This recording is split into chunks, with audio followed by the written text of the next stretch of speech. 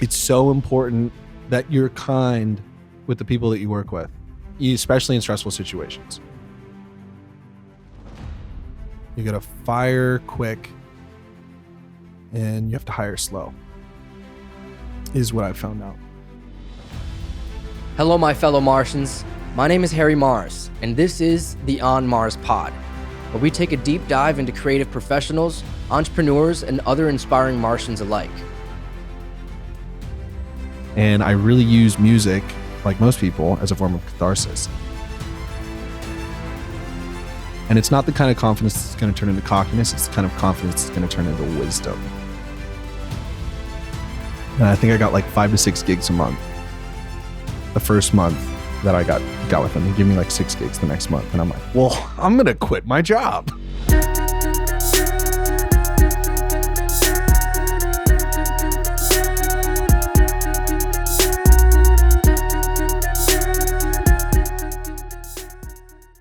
Hello, my fellow Martians. Today on Mars, we are joined by a professional musician who has been playing professionally since the age of 17. Everybody welcome Wyatt Barry. Thank you so much for coming in, man. Thank you, bro. I appreciate it. Thank you for having me. Absolutely, man. And this guy is a newly released recording artist. So this episode is going to come out a little after we're recording it. But in September, he will release his first single, Hold On. So I'm super stoked to get into it because you are a producer, you're a recording artist. And I guess I want to start by kind of prefacing when I say you've been playing music professionally since the age of 17. 17 was, so technically, I think my first paid gig was when I could have been early as 15. My memory is terrible, but it's like 15, 16. I think I was late 15, 16. And I played once at this place called Squid Ink Sushi Bar in Peoria. It's near my dad's house. And I played there, and I'd play there like once every couple of months. And then basically I didn't do much. I really was only playing gigs professionally, getting paid for gigs like every few months. And then I got done with high school, and I did a semester of community college, and then I went to audio school. I went to CRAS here in Tempe and Mesa. So the Conservatory of Recording Arts and Sciences. And then after that, I did an internship in West Hollywood. In LA, I worked at Westlake Studios. Oh, wow. That's where Michael Jackson did his first solo record. It's where Rihanna did Anti. Chainsmokers record there.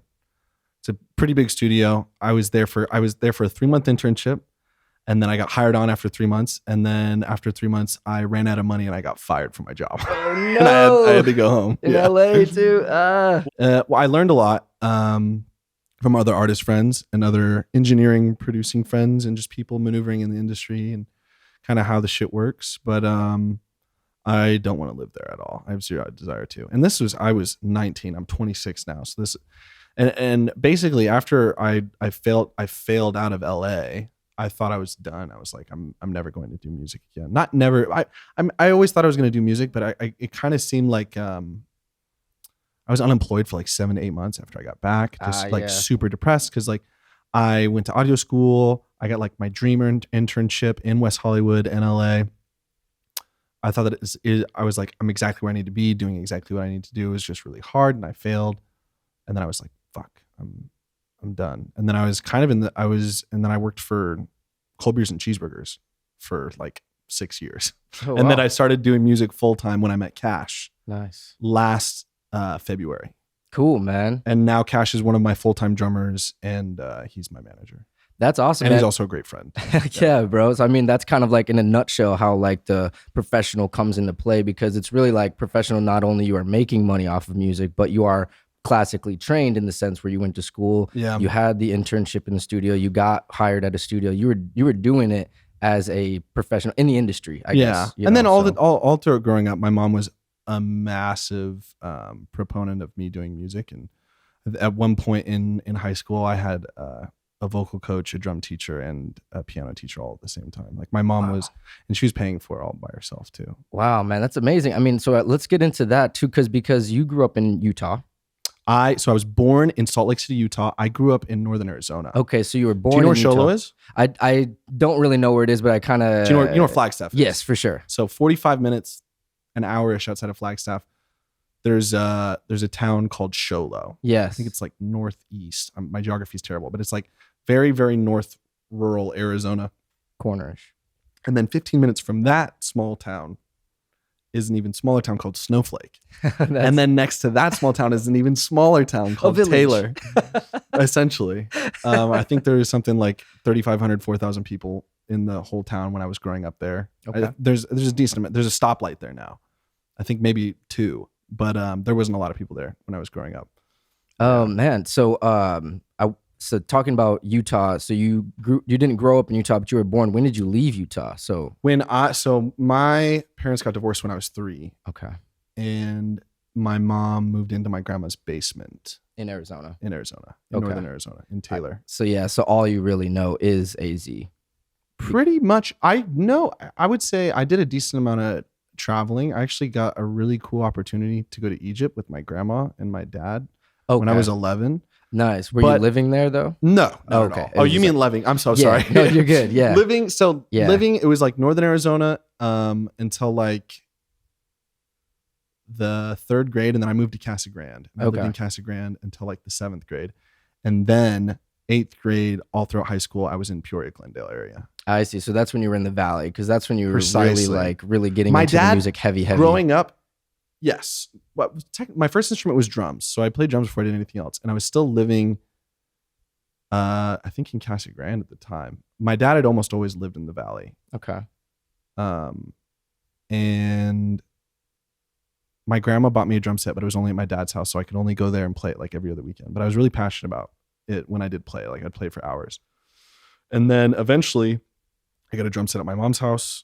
I played that thing for like 5 to 8 hours a day. And then freshman year of high school, I sold my drum set, bought a guitar, tried to learn how to sing and play guitar. Wow. Yeah. So it was on both sides. Your mom and your dad were both very supportive of the For music. sure. That's for amazing. sure. Yeah, no, both my parents were super supportive. Yeah. I think my mom was the one who was giving like a ton of financial support in terms of paying for the lessons, and like she was really receptive. She'd always listen to me when I wanted to like play songs for her and like bounced ideas off of her growing up. Like my mom was definitely that person who was super, super supportive. That's so important early on. So important. Yeah. As a musician, yeah. I tell her all the time, like I tell her all the time I would not be doing what I do now if it weren't for her. Like I definitely didn't think without being like at least a little bit famous or having some type of notoriety or knowing someone, it'd be almost virtually impossible to make a really decent living playing music live as a musician. But I figured out how to do it, which was like, I'm like still in disbelief, honestly. Yeah, man. I love it. It's like probably super fulfilling for her and your dad to see For that sure. and, Yeah, like, for sure. see you out here doing it. Yeah. Now I play like 25 to 30 times a month. Check out my calendar at wyattbarry.net, WYATTBARRY.net. We'll put the I play website 20. right Yeah, here. thank you. Appreciate it. I play 25 to 30 times a month in the Valley. If you're in the Valley, please come check me out. Support local music. Anyway, sorry. No, that's good, man. I mean, 25 I'm glad you kind of said that, because 25 to 30 months, that's like 25 to 30 times a month. Yeah, it's a lot. That's a lot. Monday, Tuesday, Wednesday, usually I'm not playing anything. Okay. And It's weekend heavy. how it adds up to 30, is sometimes I'll do like 2 on a Friday or 2 on a Saturday. Okay. When I first started with Cash and we didn't really understand my limit, there were a few days, there was like a weekend where I sang 6 hours, because they're usually like 3 to 4 hour gigs. Yeah. Most of the time it's 3 hour gigs. Sometimes they're 4 hours. Split up in like sections. There's breaks. Yeah. There's right, like 10, there's 1 to 2, 10 to 15 minute breaks, which is nice, but singing for 3 hours is a lot. Yes. And I'm singing the whole time. I'm not really, I'm decently good at like playing guitar, but I wouldn't consider myself an instrumentalist. I'm more of like anyway, what was I saying? Totally lost track. We were talking about the 25, 30 shows a month. Oh, and you were yeah, saying, yeah. like, you And there was limit- this one weekend where literally I played 2 3-hour shows on a Friday. The Saturday, I played 3 shows in a day, where it was like a brunch thing. I did a cocktail hour for a wedding, and then I did a late night gig. And I think that was in total was like 9 hours of singing. And then the next day I had 2 more gigs. Damn. So in 72 hours, I sang for almost like a full day or something, or like more than half a day. It was a lot of hours. For sure. And I was destroyed, and I had to cancel a gig because my throat was so rough. And it was just a point where Cash and I were like, when we're looking at my schedule and we're booking me between all the different booking agencies and our private clients, we just want to be like, there is a limit. For sure. You pushed the threshold a little too far. For sure. There. Yeah. But hey, well, it's cool that you hit that limit and you know that's like, well, we can scale back a little bit, and that's the 25, 30. That's where you kind of landed. Exactly. Yeah, because I'm like, and honestly, that is the number. Like, because we had a month where I played, I think, 32 gigs in 1 month, and I was just beat by the end. And I was like, I understand what I'm doing and I love what I'm doing right now, but I want to fucking quit. Like, I can't, this is not sustainable. Yeah. Real quick, I'm going to start this timer just so we know. Go for it, please. It's funny because every time I do an episode, almost, it's like I figure out a way to like do something better next time. So it's just like, this is like the product of like multiple evolutions of this show. For sure. I feel the same way about like when I'm tearing down or setting up for shows. Because I also do all my own audio, like I do everything. Nice. And it takes a minute to set up, especially because my setup's a little. Well, you're a producer. You have an Apollo Twin right there. Mm-hmm. I use an Apollo Twin Live. Oh, nice. That's how I run my vocal chain and my guitar chain. Nice. And then I just take the monitor outs and I plug them either into their sound system, or I'll plug my left or right. I'll run it mono, and then I'll put my left or my right into the house system, yep. And then I'll take a right or a left and I'll make it a wedge. Nice. And I'll just have like a little thing. And then I also run an in-ear mix, which is super easy with the Apollo. That's cool. Yeah, I love it, dude. In my opinion, anyone who is doing what I'm doing, if you want to do it full time, you want to be as professional as possible, I feel like that's the tool. For sure. The Apollo, bar none. Yeah. You could get a $500 silver, not even a Twin X, is one card in it. And you could, it would run everything. And it runs old analog plugins. That sound old analog plugins. It runs old analog gear as plugins. It's like emulation. Do you know about emulation at all? Of course, cool. Yeah. And so do you run all like the UAD plugins that because you have to buy that? Because if anyone doesn't know, it's kind of like, it's an investment. You'll spend $1,000 on the interface, and then you'll spend another $1,000 on plugins. More than 1,000. Straight up. Especially on plugins. Yeah. But my thing is though, I gig so much with my Apollo Twin. I recently had one kind of shit the bed on me. Oh no. But it was covered under warranty. Hell yeah. So I sent it back, but I had to keep gigging, so I had to buy another one. Mm-hmm. And because I bought another one, they usually do like this heritage edition, or they'll do like a promo where it gives you a ton of free plugin. It'll give you like at cost how much the audio interface is worth of plugins. It'll give you like $1,500, $2,000 worth of plugins, which is amazing. That's the way. But also everything's a subscription service now too. So, excuse me, UAD has a subscription service where you can get access to like $30,000 to $40,000 worth of plugins, which is sick. But also, I kind of don't feel like doing the subscription for service. Also, I don't think you can use the plugins with the subscription service without Wi-Fi. Right. I don't know for sure, but I'm pretty yeah. And I can't do that. Well, I mean, I think you're right, because they would have to double check to make sure you have the subscription. That's the whole interface is based around is licenses for softwares, for proprietary UAD softwares. Exactly, and that's kind of like it's funny because like you can't use UAD software or software on non-UAD hardware. It's proprietary, which is so funny. It's like the Apple way. It is exactly that. But they also got us. Yeah, for sure. I mean, it's industry standard. How good is UAD? It's so good. You know, you literally have for a few $1,000s, you have the power of like an SSL old gray analog board from the 50s. You have the power of like you can emulate so many different bass. I'm going to start. This is starting to turn into a sponsored ad for UAD. Hey man, but I do love their stuff. Yes, very much so, dude. Yeah. I mean, there's a reason why they're industry standard, and it's precisely. Like, it's cool that you've been able to like take that, not only because I'm sure you use that for like recordings at your house as well. Of course, and recording with other artists, and also just letting my artist friends know what they can do live. Like I have a ton of friends who do live shows, and like they are good they're not good vocalists. They're great vocalists. They put on a great performance, but much like a guitarist has a pedal board, I really feel like a vocalist should have an Apollo Twin. Yeah. I'm like just being totally honest. Right. Yeah. To know, like, especially a rapper, if you're running like, if you're like a Bryson Tiller, or you're like someone who wants like a very specific amount of pitch correction and you also want to have some distortion effects and some format and pitch shift effects. Like the only thing that's going to let you do that real time with low to absolutely no latency is UAD. Yep. You know? Mm-hmm. Yeah, dude. No, that's amazing. It's, I mean, doing 25, 30 shows a month, you need some like top tier quality like equipment if you're going to do that. For sure. And that volume. And it stuck with me. Oh, and to the point I was making, I've had two of them. And I think one of them, so I had total channel failure. Channel 1 and channel 2 just were giving me buzzing noise. They weren't working at all. And I sent it in, they fixed it. And I think what it was is I was playing a ton of summer gigs outside when there's misters.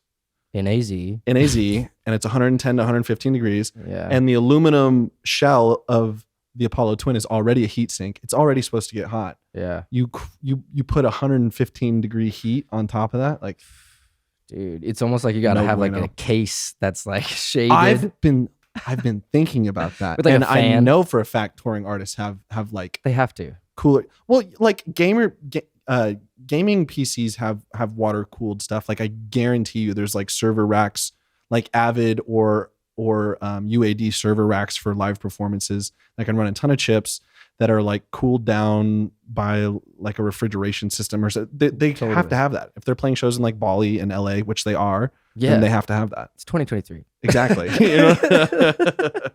Yeah. So there's a couple artists I kind of stumbled upon that were noted as like your influences, like Bill Withers and Foo Fighters. Mm-hmm. I wanted to kind of touch on that. And is there a reason why those specific artists stand out? Is that what you were kind of hearing when you were growing up? What were your parents playing when you were growing up? So yes, I love Bill Withers, but I wouldn't say he's like massive influence. And I love Foo Fighters. I think it's just those were probably the artists that you're given by cash. Well, I found it online. Oh, so you did? Yeah. That's just like what's on my website, and we need to update it. And I'm so sorry, but I do love Bill Withers. I love the Foo Fighters. Okay, don't get me wrong on Shout both out those artists. But I would say if we had to do like, say my biggest influence would probably be Dallas Green of City and Color. Okay. Do you know who City and Color is? I haven't listened, but I know another band. Yeah. Incredible band. Insane songwriting, hauntingly beautiful male vocal. Foo Fighters, massive influence. Love Dave Grohl. Loved him in Nirvana, obviously. Loved him as the front man of Foo Fighters. I actually got to see Foo Fighters live, like I think a year before Taylor Hawkins passed. So that was a really cool experience for sure. I went with my dad, took like 150 milligrams of edibles, had like a few sake bombers before we went in there. Fun time, dude. Great. Probably one of their last shows before he passed, man. Yeah. Damn, dude. Yeah. That's an experience. I super lucky and fortunate to have been able to see Taylor Hawkins. And I never really, I know in the rock and roll lifestyle, there's always people doing drugs and whatnot and struggling with it. But on the outside, it didn't really seem like Taylor Hawkins was struggling with it like that. Not at all. Or, you know, like it just goes to show, like, you never know. Yeah, he wasn't very public either. Of course. Yeah, he was a very private dude. It seemed like. You know, he was.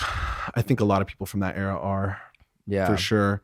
But I say, to go back to influences, it'd probably be high school. Massive for me was Childish Gambino and Tyler the Creator. Oh yeah, massive for me.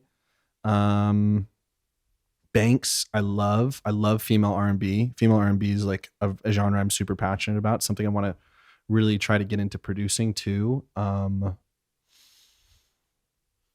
So, what were your parents playing in the house? Like, did they play music? I got most of my influence from my older sister. Older sister? I got Nice. some from my mom. Like, I listened to, like, there's a Celine Dion song or two that I like that my mom used to listen to. Hell yeah. And my dad would listen to, like, fucking dad rock, like Pearl Jam and fucking the good shit with arms wide open. Creed. All that Yeah. shit. Yeah, of course. Yeah, that was it. my shit. I loved that. But I would say I got City and Color from my sister. My older sister showed me City and Color, my favorite band of all time. My older sister, we're sharing music all the time. Like we both will, she does this. She loves new music so much that she'll go through her Spotify Discover and like radio. And then she realized, oh, she can go through other people's Spotify discovers, and she'll go to mine. And it'll be like, did you listen to this one on your weekly Discover? And I'm like, I didn't even listen to it yet. And she's like, oh, you got to check out this song. But we're throwing songs back and forth all the time. And she really got me into like A Day to Remember. What were some of the old good indie bands? Spoon, Phenomena, Hockey. These are like a lot of old eclectic indie bands. Maybe not Spoon as much. Spoon's pretty big. Do you know? Because I see like Tame Impala. I saw that. Oh yeah. Do you know? Oh, the name is evading me right now. Oh fuck. Oh, Two Door Cinema Club. I've heard the name. I've really never, good. Yeah, a lot like the Strokes. I don't want to directly compare them to the Strokes, but love the Strokes. similar. Yeah, if you like the record Machu Picchu by the Strokes, you should check out The Pyramid by Two Door Cinema Club. Fuck yeah. And they're a bit newer. They're not an old, super eclectic indie band. They're actually pretty good. They're pretty popular now. But Two Door Cinema Club is like really cool band. If you like Vampire Weekend, if you like, yeah, for sure, yeah. Vampire Weekend's great. Kind of like indie punk ish. High school for me too. Vampire Weekend was massive. Yeah, and Grizzly Bear. Do you remember Grizzly Bear? Yeah. I mean, I didn't listen to Grizzly Bear, but A-Punk, Vampire Weekend. I remember like. Yeah, for sure. Or Oxford Comma. Yeah, so good. Yeah, Horchata. That era of music was just different. So good. Yeah, I love it. How much older is your sister, or is she younger? She's older. She's older. She's my older sister. Did you guys? I'm gonna look like a bad brother. I think she's 31. Okay. 31. So just like a few years older than you then. 4 or 5 years. 4 or 5 years. Yeah, I mean, well, that's kind of cool because I'm sure growing up that was like something where you were able to kind of experience what growing up with older siblings, like that much older. It's almost like you kind of experience things a little bit differently through them because they're living. Well, I'm listening to the music that they would have listened to when they were in high school instead of me listening to what everyone else is listening to that in at high your school. age. Yeah, exactly. I did a little bit of that, but I did take a lot of like Banks. But my favorite female R&B artist of all time, or one of, I should say, my sister introduced me to. Nice. Banks, and my sister also loves a lot of female R&B, and that's a lot of what we're sending back and forth. Do you know Dijon? Have you heard Dijon? Oh, Dijon, like mustard? Yes, for sure. My homie Casey showed me. I'm sure. Did he show you the dress? I don't know the names. It takes a long time to get ready. That song? Oh man, if I heard this song, if I saw the video, because he showed me so much of it that I don't know the names of it. I'm sure he showed you Big Mics then. Probably. That's the performance where they're like in the room, in the soundstage. Yes. Big Mics. If you haven't, check out Big Mics on YouTube. It's one of the thumbnail right here. It's one of the most incredible live performances that I've ever seen in my entire fucking life. Yeah. It was so moving when I first watched it. Yeah. Is that the one where it's like, I know. Yeah. Oh fuck! You're challenging. This is one of my favorite songs on the album, and I should just know how to sing it. You get bad news. Oh, I'm blanking on the song. It's Big Mike's.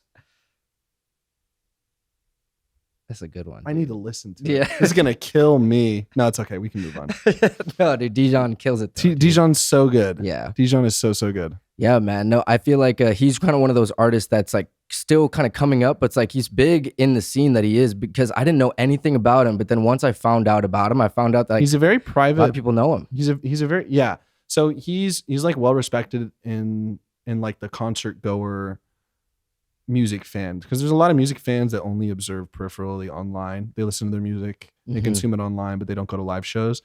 Anyone who's seen Dijon live knows that he murders live. Yeah. And I think that translates to fans really well when they know that you can put on a really good live performance. I think it keeps fans a lot longer than a lot of people are used to, especially because it's like we're in the TikTok age of where you could have a song blow up on TikTok and a song never blow up on TikTok again.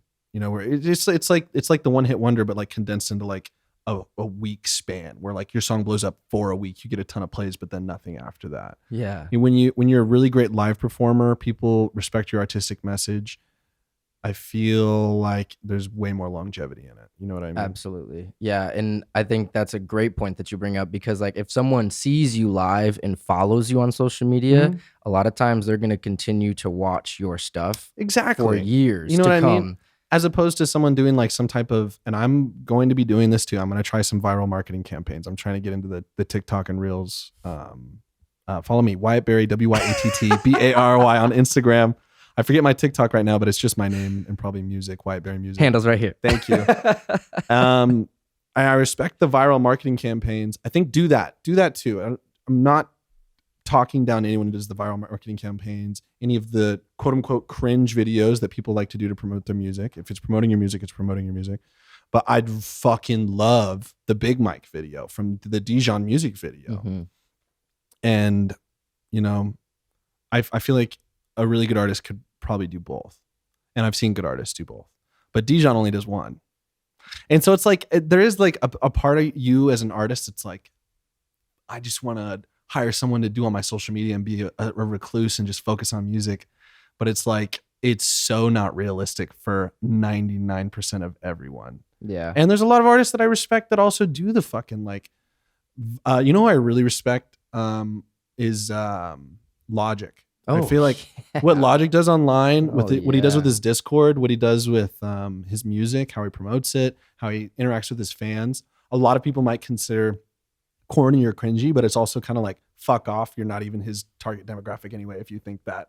And he's going to, and I mean this in a positive way, he's going to farm his fans for releasing good merch, releasing good music, and all those people are going to participate in what he's producing and what he's farming for them. For sure. Farming all that good content. 100%, dude. And I mean, I think Logic is a great example because it's like he's authentic, man. And he's always been authentic and he's always been true to his story. He's really like never really gave a fuck about what other people think. And it's just like he's always gone through like the I guess I don't know if adversity is the right word, but there's always been like logic this, logic that, logic this, logic that, like because of the whole black white thing. I'm biracial. What great thing? Memes. Can we just talk about how good those memes are though? They are great. And him leaning into it also G fucking move. For sure. But that's part of his personality and his like character as a human, which is like make more into his authenticity. I love that he doesn't give a fuck. He doesn't give a fuck. It's just like people understand like this dude is real to the core and he doesn't care what anyone thinks, even if it's just like, even if it's affecting his money. You know, it's like a Dave Chappelle move. Where it's so like, funny. My older brother kind of looks like him a little bit. Oh, yeah. Just a little bit. I'll send you a photo of my older brother so you guys can like side by side him. Is he like young Bobby Sinatra or no, like he looks like Dad him now. Bob? Yeah, he looks like Dad Bobby. Because my brother's a dad too. Dad Bod Bobby. Yeah. Dad Bob. Dad Bod Bobby. Fucking say that 5 times fast. So you started playing drums and then you transitioned to guitar when you were a freshman in high school. So playing guitar early on, I'm assuming that it was playing covers, of course, learning songs that you loved, like anyone. The first song, so there's 2 songs that I learned. One song I'm going to play for you later is Comin Home by City and Color. It's technically the second or third song that I ever learned on guitar, but it's my favorite to play by far. It's one of my favorite to play at gigs. I just think it's one of the best alternative blues songs that's ever been written on the face of the planet. And then the very, very first song that I ever learned to sing and play on guitar was 2 Coins by Dispatch. Another big influence. I think they're a little pre-high school. High school is a little bit more determinative of the music that you're going to continue to listen to after high school. Yes. But Dispatch definitely still a huge influence. And they're more like singer-songwriter reggae. I don't even know where I would put the genre, but it's kind of like a more acoustic Sublime. Okay. Yeah. Or like Dirty Heads or something like that. Yeah, I can kind of picture it. And I'll show you on the way out. Cool. But it's a great fucking band. Dispatch, amazing. And a lot of their revenue for their early records went to this place in Zimbabwe called Section 17, where a lot of kids are born with like HIV and AIDS, and they send a lot of like what do you call it? Welfare. They send a lot of donations and support. Proceeds. Like a majority of the money that they made on tour and on their records went to Section 17 in Zimbabwe, which when I heard that, I was like, what the then they're not even that big. So it's like, they have to be living extremely modest lives. For sure. To be able to do that at the time. And I don't know how long they did that for, but any amount of time that they did that for is extremely respectable, in my opinion. Yeah, no, absolutely. I mean, that shows a lot about what kind of people they are in the band. For sure. Yeah. For sure. So those artists were the first ones that you started learning. So growing up, because I started playing guitar when I was, in 6th grade. So I was playing like ultimateguitar.com all the time. I can't read tabs. Oh, so you never were reading tabs? No, okay, I really am just, and I learned how to read music for piano when I was really young. I grew up Mormon. Okay.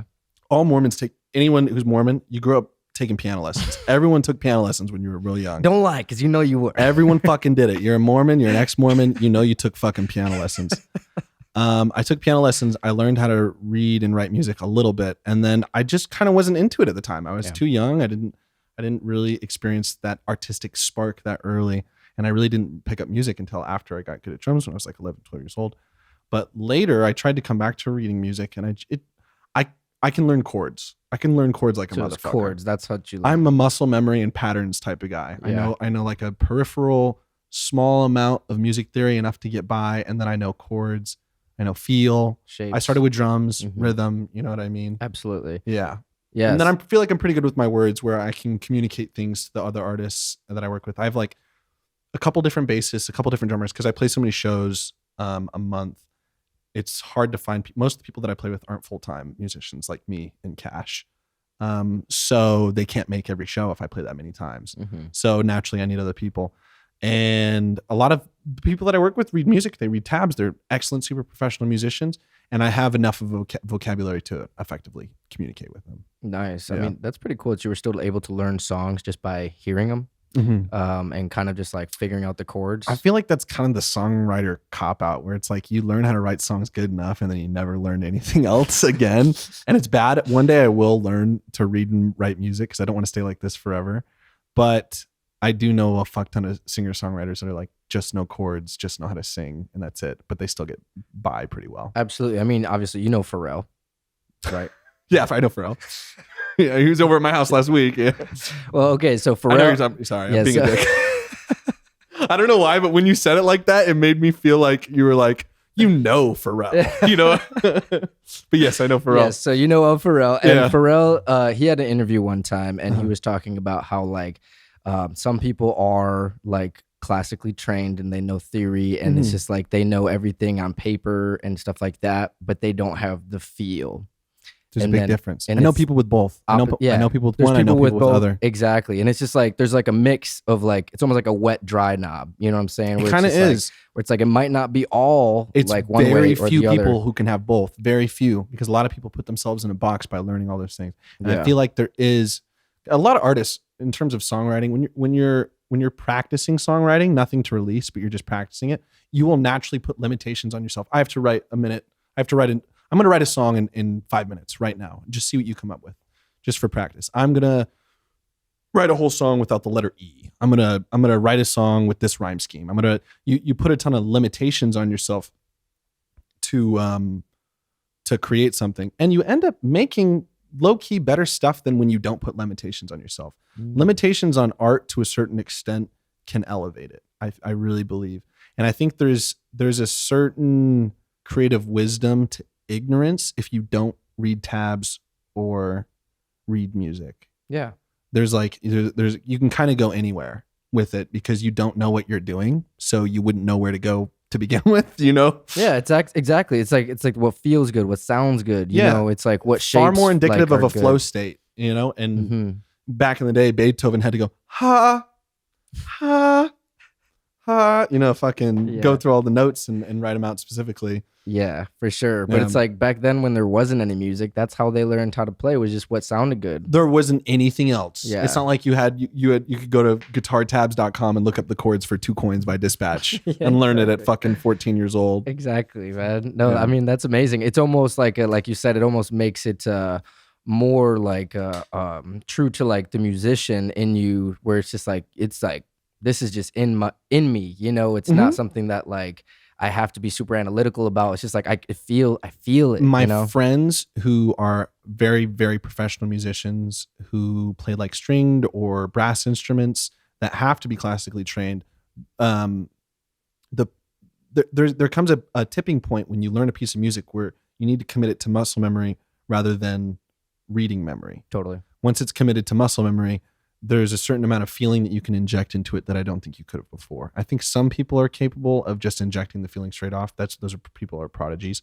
I think when you commit something to, and this is what I do, when I finally, I'll learn a new cover and be playing it and reading a chart when I'm singing at a gig, and it'll sound good and it'll be fine and there's nothing wrong with it. But after I commit it to memory and I'm really in it and I can close my eyes while I'm singing and playing and I can feel what I'm doing.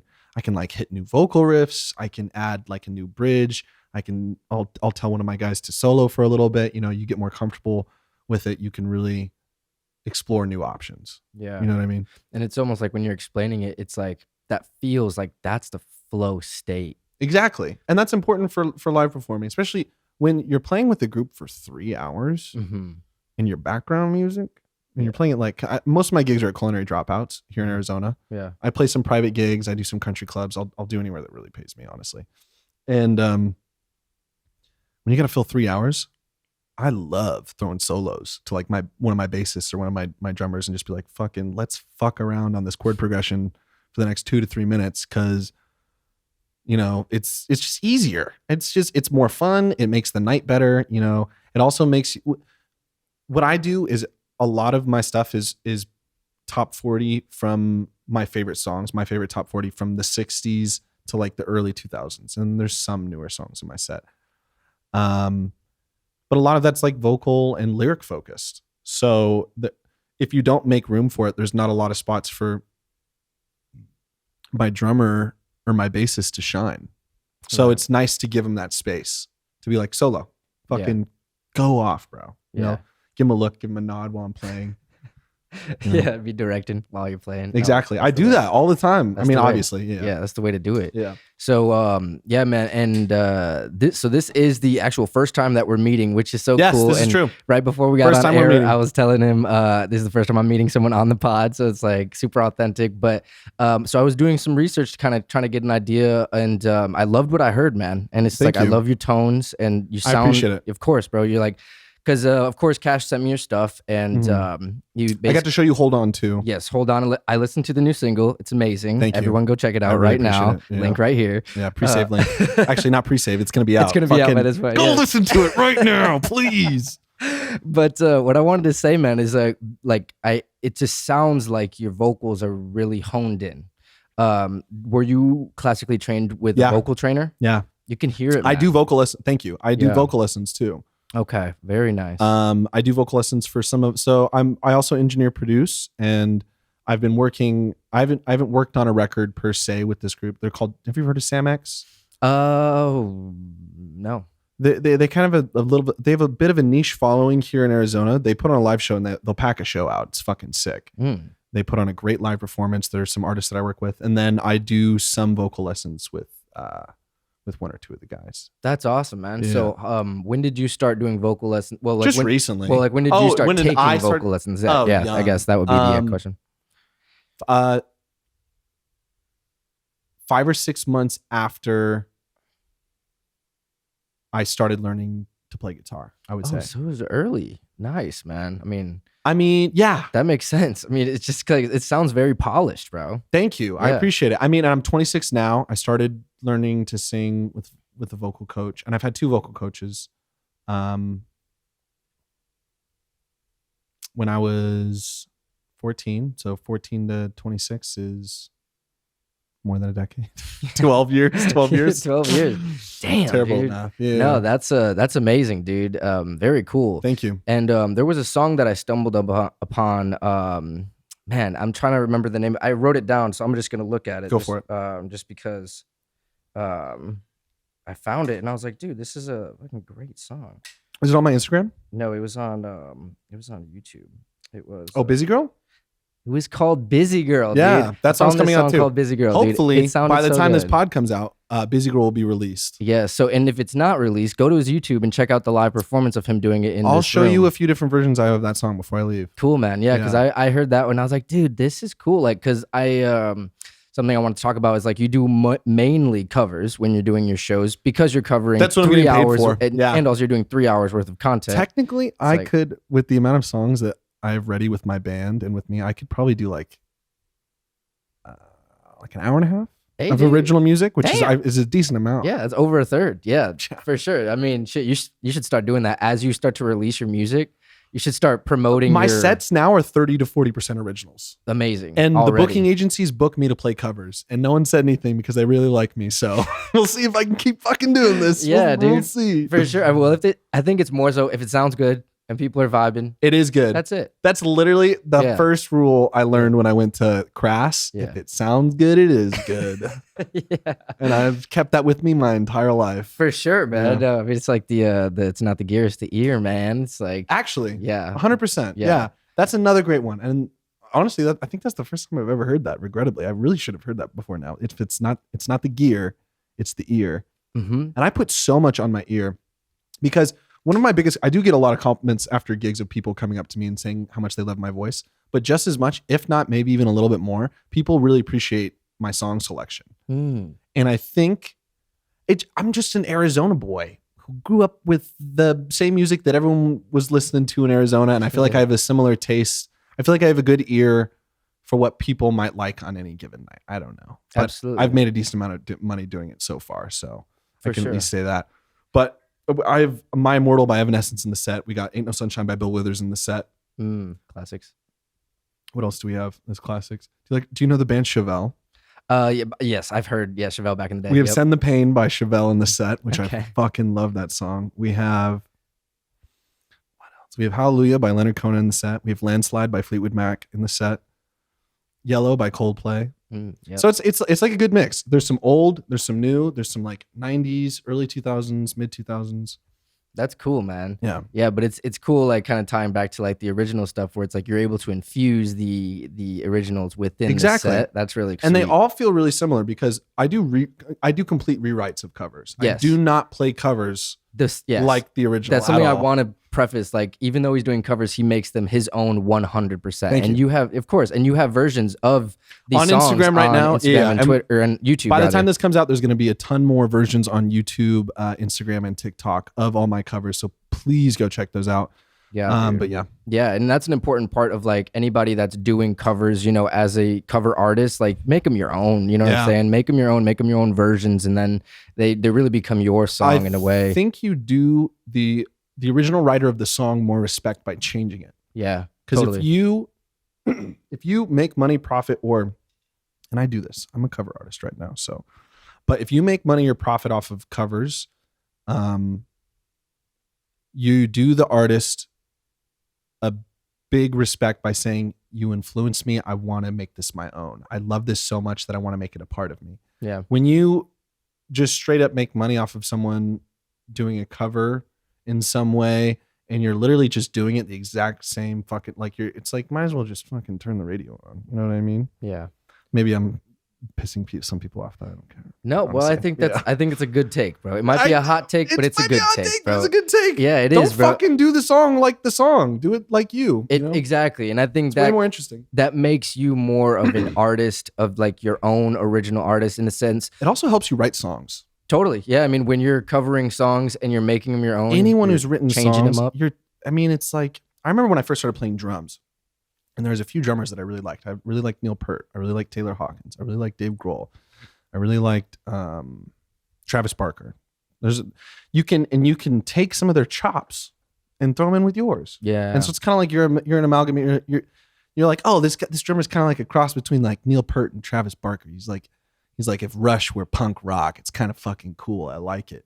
And so you kind of develop your own style. I feel like you should do that with your covers if you're a cover artist. For sure. It's like using the cover or the song rather as like a template and then changing the song off the template where it's just like not just copy pasting, you know? It's like that's like where it kind of starts to get a little stale. Yeah. Where like the artist kind of comes out of the equation. And I can let me make an exception. I can totally understand, and I have no qualms with people doing the song exactly how the song was if it's like a corporate event or something. Because I do have a ton of friends who play in corporate bands at like corporate events, and they are literally paid to do it exactly like them. And that's more so because who's paying them wants them to do it just like they would be hearing it on the radio. Yeah. Which also, it's like, what a fucking waste of money.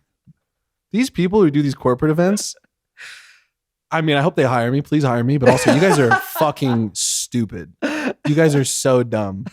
Please spend your money on something else. Spend your money on like real artists. Yeah, for sure. I mean, wouldn't that be cool if if corporate people fucking supported art? I don't know. It's almost like they hire them as background music though. So They do. They don't do it for the love of the art. You're so right. Yeah, you're so right. Yeah, I'm making a jump here. For sure. But it's all good, bro, because there's the crowds that appreciate that stuff, And it's like the gigs For sure. like culinary. I'm sure you can get like you get those standout crowds at culinary For sometime, sure. where it's like, damn, like they're really fucking with this. For sure. Yeah. And then also you have those nights where you're eating a whole bag of dicks. You're fucking Yeah. ripping. Like I'm ripping on a song. I'm like, I'm killing it right now. I end my song and I look out at the crowd and it says, Everyone's just talking amongst themselves or just cool. looking at you. Or And like, just you got to nodding. remind yourself, this is the gig, bro. Yeah, for sure. Still to this day, I have to remind myself, I've been doing this for a year and a half. A lot of people have been doing it a lot longer than me. And I still have to remind myself, it's like, I'm not bartending anymore. Yeah. I spend the majority of my time doing whatever I want. I make money doing what I love. It's like you as an artist, it's so easy to become complacent. Mm-hmm. And I just started the path, so I can only imagine where it's going to go. But it's like one of your biggest tools, especially for confidence, to give yourself confidence, is gratitude. If you can have gratitude for the things that you've accomplished, for the things that you're working on, and for the things that you're going to accomplish, it's going to give you so much confidence. And it's not the kind of confidence that's going to turn into cockiness. It's the kind of confidence that's going to turn into wisdom and knowing what the fuck you're doing and being kind to people, which is super, super important. Because I've seen people who have teams that work with like photographers or models or marketing people, and it's just kind of like, fuck you, whatever I want. You know, they're just as dehumanizing to their team as like fucking corporations to people who work at McDonald's. You know what I mean? Yeah. And I definitely don't want to be that guy. That's why I try my hardest, even though I have a budget and I have to pay for my own apartment and I have a ton of life expenses. And I make my only money is coming from music. I still try my hardest to pay my bassists, my drummers, what I think they're worth. The people, the models, the photographers that I work with, you know, it's super important, especially if you're working with other creative people. Mm-hmm. You know, you want someone to pay you to do what you want to do creatively. Once you get the money to pay people to do things creatively, don't fucking skimp on the dollars. Don't try to just buy them lunch. Like, Yeah. pay them for the time that they're fucking worth. If they're a good model, they're a good photographer, they're good at social media, please pay them for what they're worth. They will surprise you with the amount of work that they will do for you. 100%. Yeah. Especially if you pay them well from the start. You're right, man. And that's speaking from like a creative's like standpoint, where it's like, you Exactly. gotta think about it like that, where it's like, if this was me. I've recently found this out. I mean, it's not like I wasn't paying my people great before, but it's just Cash was someone on my team who's just like really adamant about not skimping. Don't cut any corners on paying creatives or people that work for us. And, you know, if someone doesn't do the work that we think we paid them for, we just don't do it again. And then if someone does do the work that we paid them for, they're usually doing more. They're going above and beyond what we expected. Yeah, Especially when we start at a higher point and really value their time and their work that they're doing for us. for sure. And I mean, the fact that you have that mindset early on, even though you are just like a year and a half into the game as far as this goes, it's like important that you have this mindset early, because that's going to save so many headaches later on. And you're going to be able to expand not only like your own personal growth as an artist, but like the team around you. It's going to become more consistent. It's going to become like a real thing. Yeah. You know what I'm saying? It's The like, longer I do this too, the more I realize it's fucking team sport, man. for sure. And I want to get into that, man, because Even people like Russ is what he's doing. It's still a fucking team sport. yeah, He's still got a team around him. for sure. And I'm glad you say Russ, because I actually wrote something down here, because I recently saw a Jay Shetty interview with Russ. Mhm. Did you watch that by chance? No, I haven't yet. So it just recently came out, promoting Santiago, the new album that just came out. Cool. And Pretty good interview. You suggest I watch it? 100%. Okay, You should cool. watch I'll it. give it a peek. Definitely watch that one.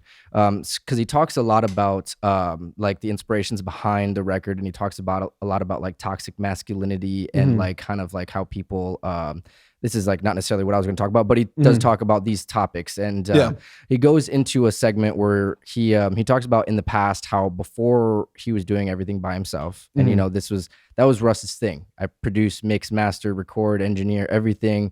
Fuck it, I do it myself. You know what I'm saying? I don't need anybody else. Fuck everyone. You know what I'm saying? That was his brand in a way.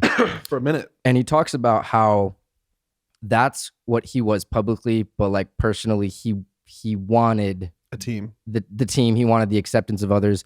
The only reason why he was saying fuck everyone is because he didn't have anyone. Yeah. And it was almost like until he realized that he needs people to help him, and he needs people around him to be able to like push this machine, of Russ to the point where it needs to go. That's when he realized, like, I can't have this this mindset. You know, I can't be like, he broke through the next level once he made that realization. For sure. And you could see it in his artistry, in his progression as a big time selling artist. I remember when he started working with Scott Storch. Yes. And he signed the Columbia record deal. That was like one of the first records that he did with another producer. And exactly, bro, where it's, and for the longest time he had, and it's so, and I love that he's just being honest and saying he's like, fuck engineers, mixing engineers, mastering engineers, and producers.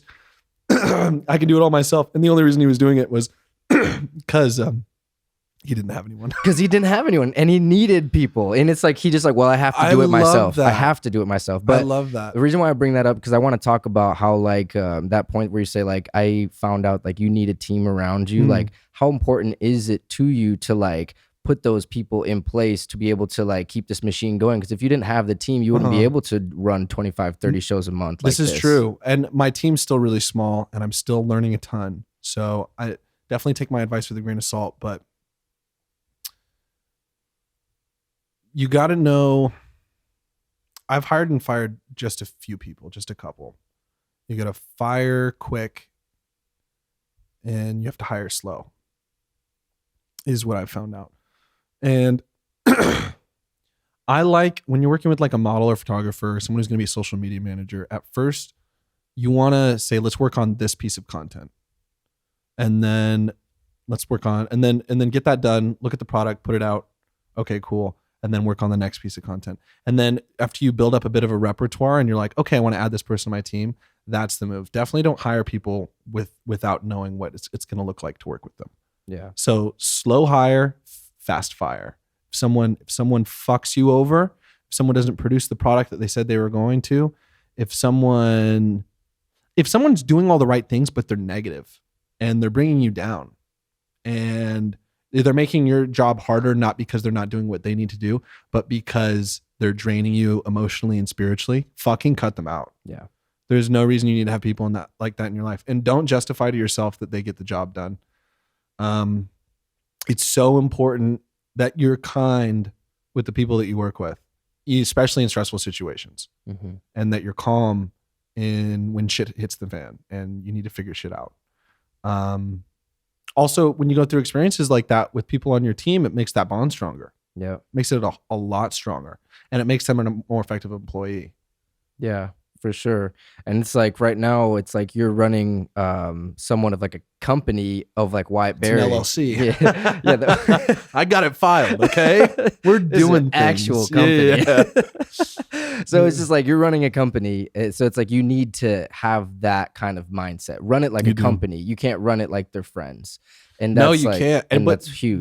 There's still that balance though, especially when you're working in a creative space. Of course. Because when you work in a creative space, you don't want to work with your fucking manager from McDonald's when you were 16. That dude fucking sucked. You want to work with your friends. Yeah. You want to work with your homies. Yeah. And then you need to be able to I feel like doing a creative, try to own your own business in a creative pursuit makes you evolve as a person, because you need to have harder conversations with your friends that work with you than you would have had otherwise. Right. If you're just hanging out. Yeah. If you're just hanging out with your friends all the time, it's really easy to talk about why they're 15 minutes late to everything. But if they work for you and they're 15 minutes late to everything, it's going to be a fucking problem. It's a different conversation. It's a different conversation. Yeah. And it's the same person that you still love. Yeah. And so that's difficult. But if you can get good at having hard conversations on a regular basis, it's, especially with those people on your team, it's only going to make shit easier. Yeah. Because literally, I think there's a direct correlation between the amount of things that you can achieve and accomplish and the amount of hard conversations and hard things you have to go through. Because if you go through all those things at as expeditious a rate as possible, you will achieve that success directly in proportion, in my opinion. Yeah. So it's almost like as you go through those walls of tough conversations, the higher and higher and faster you grow. Yeah. That's crazy. I mean, I think that's a great way to kind of visualize that, because it's almost like saying that if you want to get to that level, you're going to have to go through those walls of It's gonna be hard. uncomfortable conversations and hires and fires and friends becoming like business friends and then becoming like just back to regular friends because you can't work with them business wise, you know? Actually, yeah, and you're gonna need to be you're gonna be careful, and you're also gonna need to be comfortable with hiring and firing friends if you want to work with your friends. For sure. If you want to do it on this level, Exactly. like full time. And at a certain 100%. point, you're going to start hiring and firing people outside of your friends. Then it becomes a little bit easier, but it also there's a tipping point. You work with someone long enough, they're gonna become your friend. Right. Just like if you're working at a fucking restaurant, you're a busboy. You work with the expo on the fucking line at a restaurant. You guys, after working a few months together, are probably going to become better friends than you would if you didn't work together. Yeah, 100%. That's a great example. Yeah. So something I wanted to talk about, because you touched on this, and this is your sole income. It's 100% of which this is how you make your money. Yeah. So I want to kind of touch on the importance of not half-assing it, for lack of a better term, and kind of going all in when the time is right. And I probably did it a little too early. Okay. But I'm glad I did it when I did it. So Cash hooked me up with a booking agency that books for like golf country clubs. Nice. And I was supposed to play just covers at fucking golf country clubs. And I think I got like 5 to 6 gigs a month. The first month that I got with him, he gave me like 6 gigs the next month. And I'm like, well, I'm going to quit my job. And each gig pays like $200, $300 maximum. Pretty good. Yeah. But only 5 or 6 of them. That's like what, $1,200 a month? It is. My rent at the time was only $500 a month because I was sharing a house with a few other friends. This was a few years ago, or not a few years ago. This was last February. Yeah. And so you're making more than your expenses. Yeah. Which I mean, and I had a little bit of savings at the time. You know, it's like, but in a way, it's almost like my bills were more than $500. My bills were more than just my rent. So I had some savings. I ended up being okay, but I probably quit a little too early. I probably should have just toughed out bartending. I was a bartender for cold beers and cheeseburgers. Yes. For like 2.5, 3 years. I was one of the only male bartenders in the entire company for like a minute. Sorry, all good, bro. I'll throw this off. Damn, dude. For the only one, really? One of the only. I think there might have been 1 or 2 others, but definitely there's only female bartenders. And then I got fired at one point. I quit because of some fucking bullshit. It's always some fucking. Yeah, we can if we want to. I'm looking at you, fucking of you motherfucker. Anyway, what were we talking about? I was talking about the importance of not half-assing it and kind of going all in on this, you know? Yeah. And I probably did it I probably quit a little bit early. I got fired. I quit from Cold Beers and Cheeseburgers as a bartender. And then I was a bartender for like 2 months at a place called the Crooked Pint at the Holiday Inn across the freeway from the Cardinal Stadium. Okay. For like 2 months. And then I met Cash and he connected me with my booking agency. I quit. And then basically, so right now, I think we're in contact with 5 or 6 different booking agencies and we're booked to about 2 months out. Nice. Solid. That's awesome. As of right now? As of right now, yeah. We're booked solid to the end of October right now. That's amazing, dude. Yeah. Well, I'm sure that's cool for you too, because that allows you kind of to map out like what your finances are going to look like for the next 2 months. Yeah, because there was really good months in the beginning, and then there was also not so good months. Especially like that hot really water where you're like, oh shit, am I going to make rent? And that's when me and Cash really found out if we were going to be good friends and business partners. Yeah. You know, you end up going through it with the people who are closest with you, especially the ones that work with you when you're going through a really hard time like that. Anyone starting a business, and there's a lot of businesses that are much harder to start than the business that I started.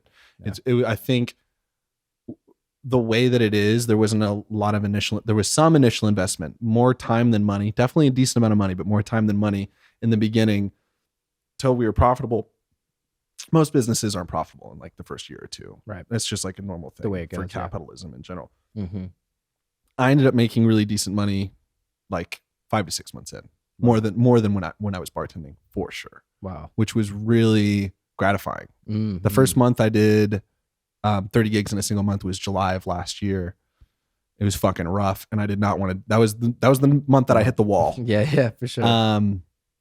But it was cool to look at my bank account at the end and be like, I can fucking do this. Yeah. Like, I may never be famous. I may never fucking do anything, but I can do this. Yeah. I can fucking do this. Yeah. You know what I mean? This is better than bartending. Yeah. And it's like Yeah. showing you, man, like this is not just a dream anymore. No. This is your actual reality. No. And I really do wish that people, if you have that creative endeavor, I think it's so important to find people who are doing it adjacent to you at like the very first level and that are successful at the very first or second level, that are like in those beginning stages, that know how to do it. Get connected with those people, be their fucking free assistant, like figure out how they do their shit, what they do, so you can do it yourself.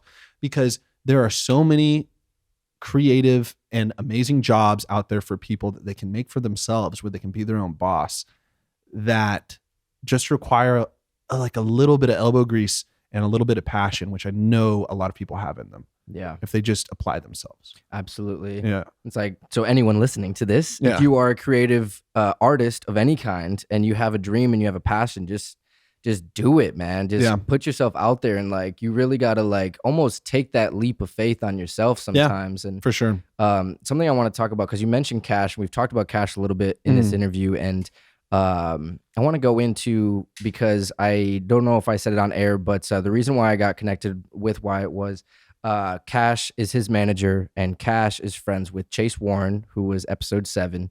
So Chase sent me Cash. Cash referred me to Wyatt. So talk about how you met Cash and how that relationship started. Yeah.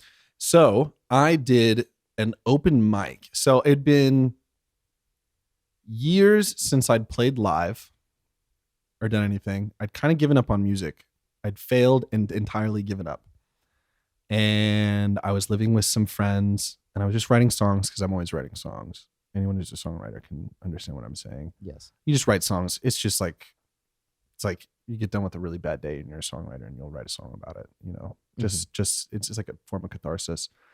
And I just had some friends just like encourage me, be like, fucking do something. Go play a show. Go sign up for an open mic. Fucking go do something. You know what I mean?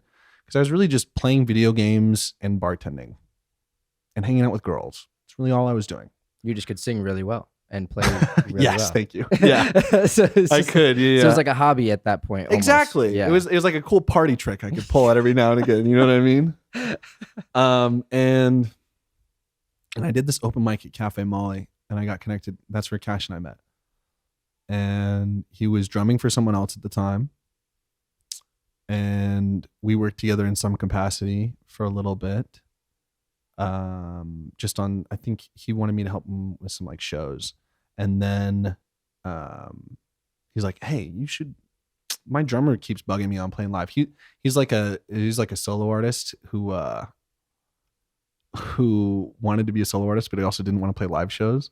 And Cash was like, he was looking for people who are good solo artists who want to play live shows so he can make money as a drummer. And Cash and I got connected through that mutual friend, Cash was actually living with at the time.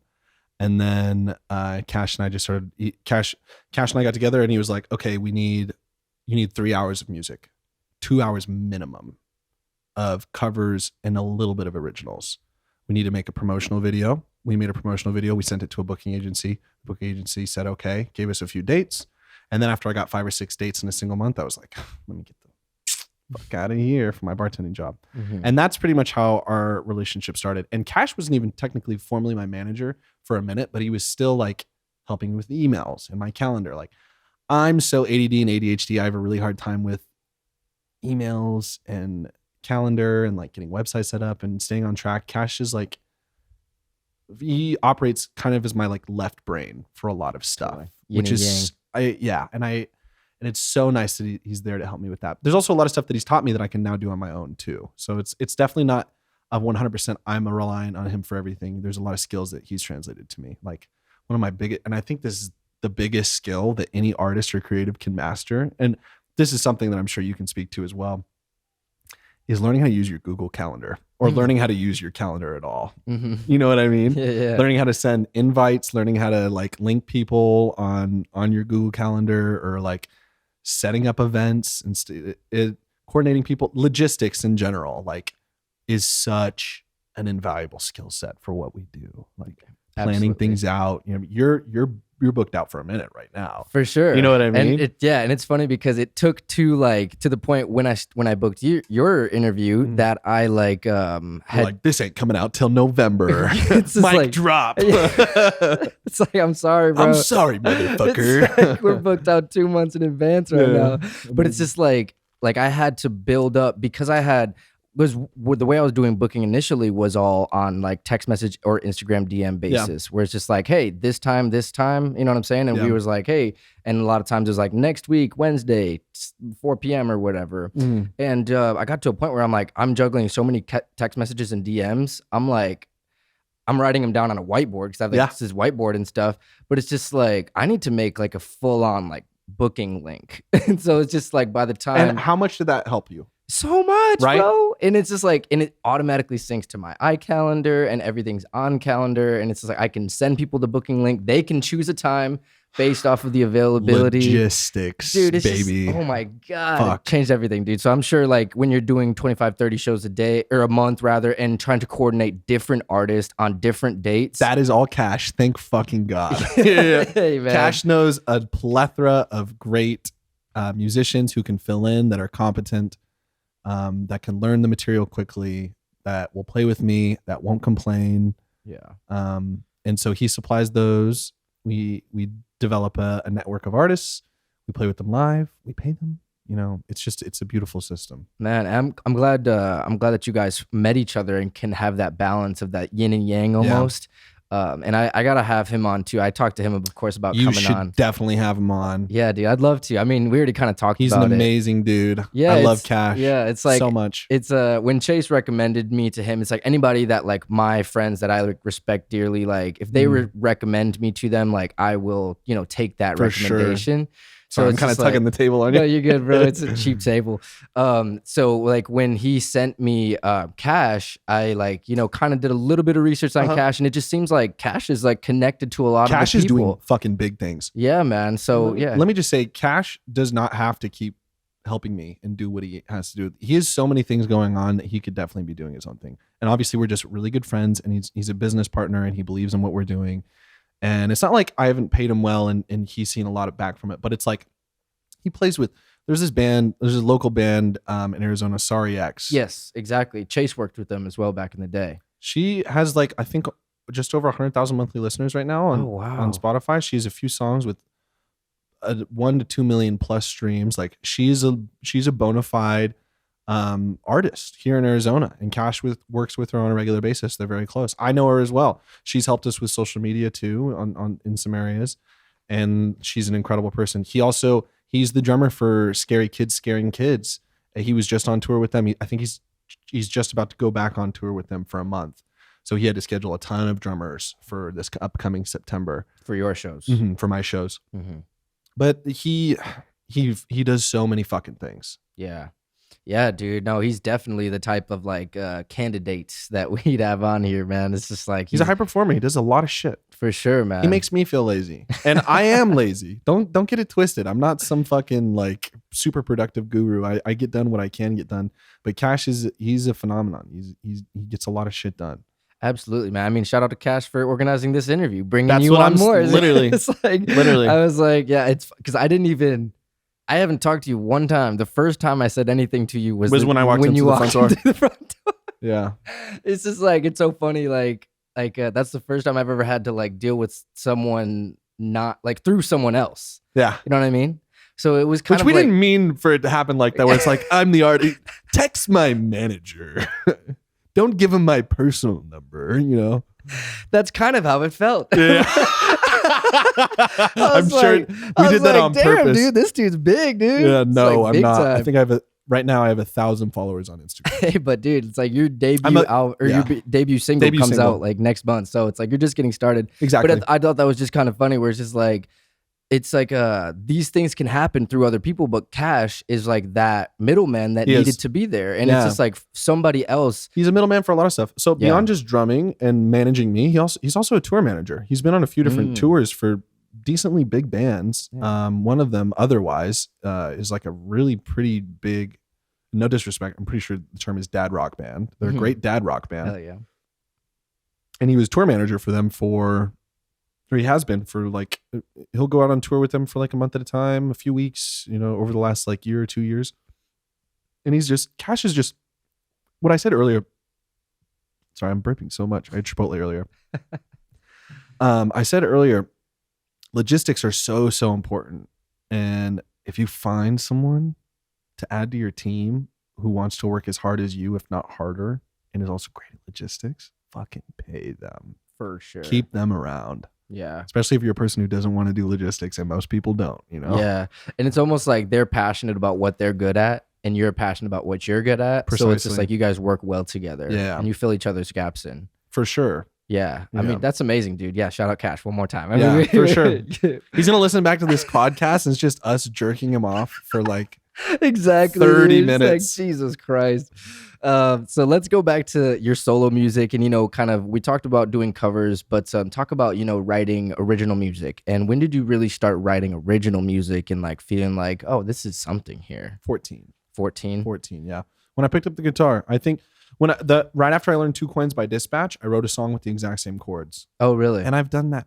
Everyone does this, by the way. So I really don't think this is that bad. But you learn a song that you love, you learn the chord progression, and then you kind of change it just a little bit, and you write your own song with the exact same chord progression. Right.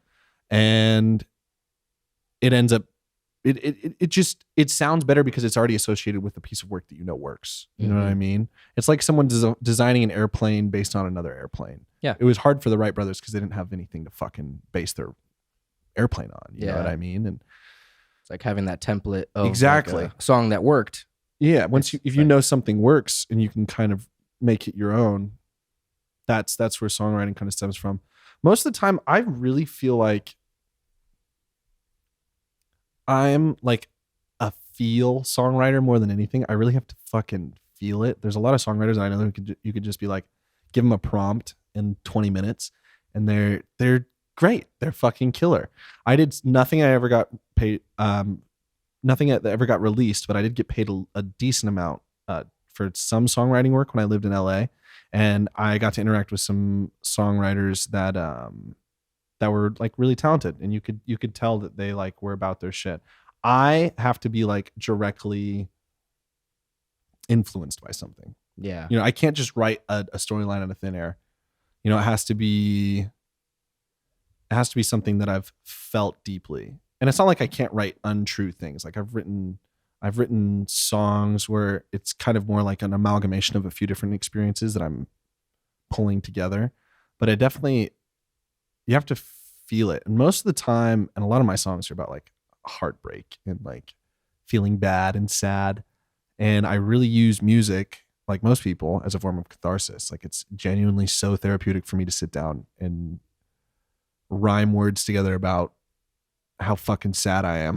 Yeah. Yeah, it's almost Feels like a coping, great. coping mechanism, what It's I'm a saying? great coping mechanism. Yeah. It's fantastic. It's 'Cause one of the only ones I have. Yeah, when you write a good song off of like a situation like that, it almost turns that potentially negative feeling into a positive experience. Yeah, that's a great fucking point. There's this, I was watching a podcast a minute back. It was a Lex Friedman podcast. He had, I think the girl that he had on was her name was Aaliyah girl. Anyway, Lex, do you know who Lex Friedman is? Okay, yeah. Lex Friedman, excellent podcaster. For sure. He had a girl on who does OnlyFans and sex work, but she does it in like a creative manner. And she was talking about how she like experienced as a attractive woman, a lot of women experience sexual assault and like really terrible things growing up. And she had a psychedelic experience that helped her reframe her perspective. And I feel like to take a negative experience and to turn it into power and to turn it into like fuel is like the most win-win situation that there could possibly be. It's a superpower for sure. It is. Yeah. When you take that hardship and you turn it into something positive, it heals you and it has the potential to heal others outside of yourself. Yeah. Which is fucking incredible. And it's a great thing to feel. Even if you're a songwriter and you never get famous and you sing a song that you wrote for one person and they resonate with it, that feels great. Mm-hmm. You know what I mean? Absolutely. You can only imagine as a songwriter what it feels like to sing for thousands of people and have them sing your songs back to you. It's got to be the most euphoric fucking feeling on the face of the planet. Absolutely. And it's just because like when you're by yourself in your room, when you're finishing a song up and you're like, that's the best song I've ever written. Like, And that's how you feel every time. Every single Every time. Bro. time. But you know what? That's like, it's funny because I'm glad you said that because I feel that 100%. When I was producing for some other artists, there was a homie Marcus. We did Teammate Marcus, and we would, every time we made a song, we're like, oh, that's the best song I've ever written. Yeah. Oh, that's the best album we've ever written. You know what I'm saying? Yeah. After the album's done, it's just like progression. That is how you should feel though as an artist. Exactly. It's If like you if don't feel feel like that your songs way- are getting worse, then you probably should pick a new profession. Yeah, because there are artists who think that their new shit is the best and it is the worst. But if you think your new shit is the worst, it is the worst. Yeah, For sure. Exactly. You being your own worst critic, if you think Yeah. it's the worst, then it's Yeah. definitely the worst. It is nice to get that bit of euphoria, confidence, cockiness the second you're done writing a song and you're like, bro, I'm fucking Kendrick. Bro. Yeah. I'm fucking John Mayer. Like I do this shit. Exactly. It's like I brought this shit out of thin air. For bro. real. And you get that way. And it could be a song Yeah. that you never release and you still get that feeling. Yeah. That feeling in and of itself is enough to write songs, in my opinion. Yeah, definitely. If I had to go back, if for whatever reason all my booking agencies said, fuck you, we're never going to play you again and you're blackballed from the industry here in Arizona, Jesus Christ.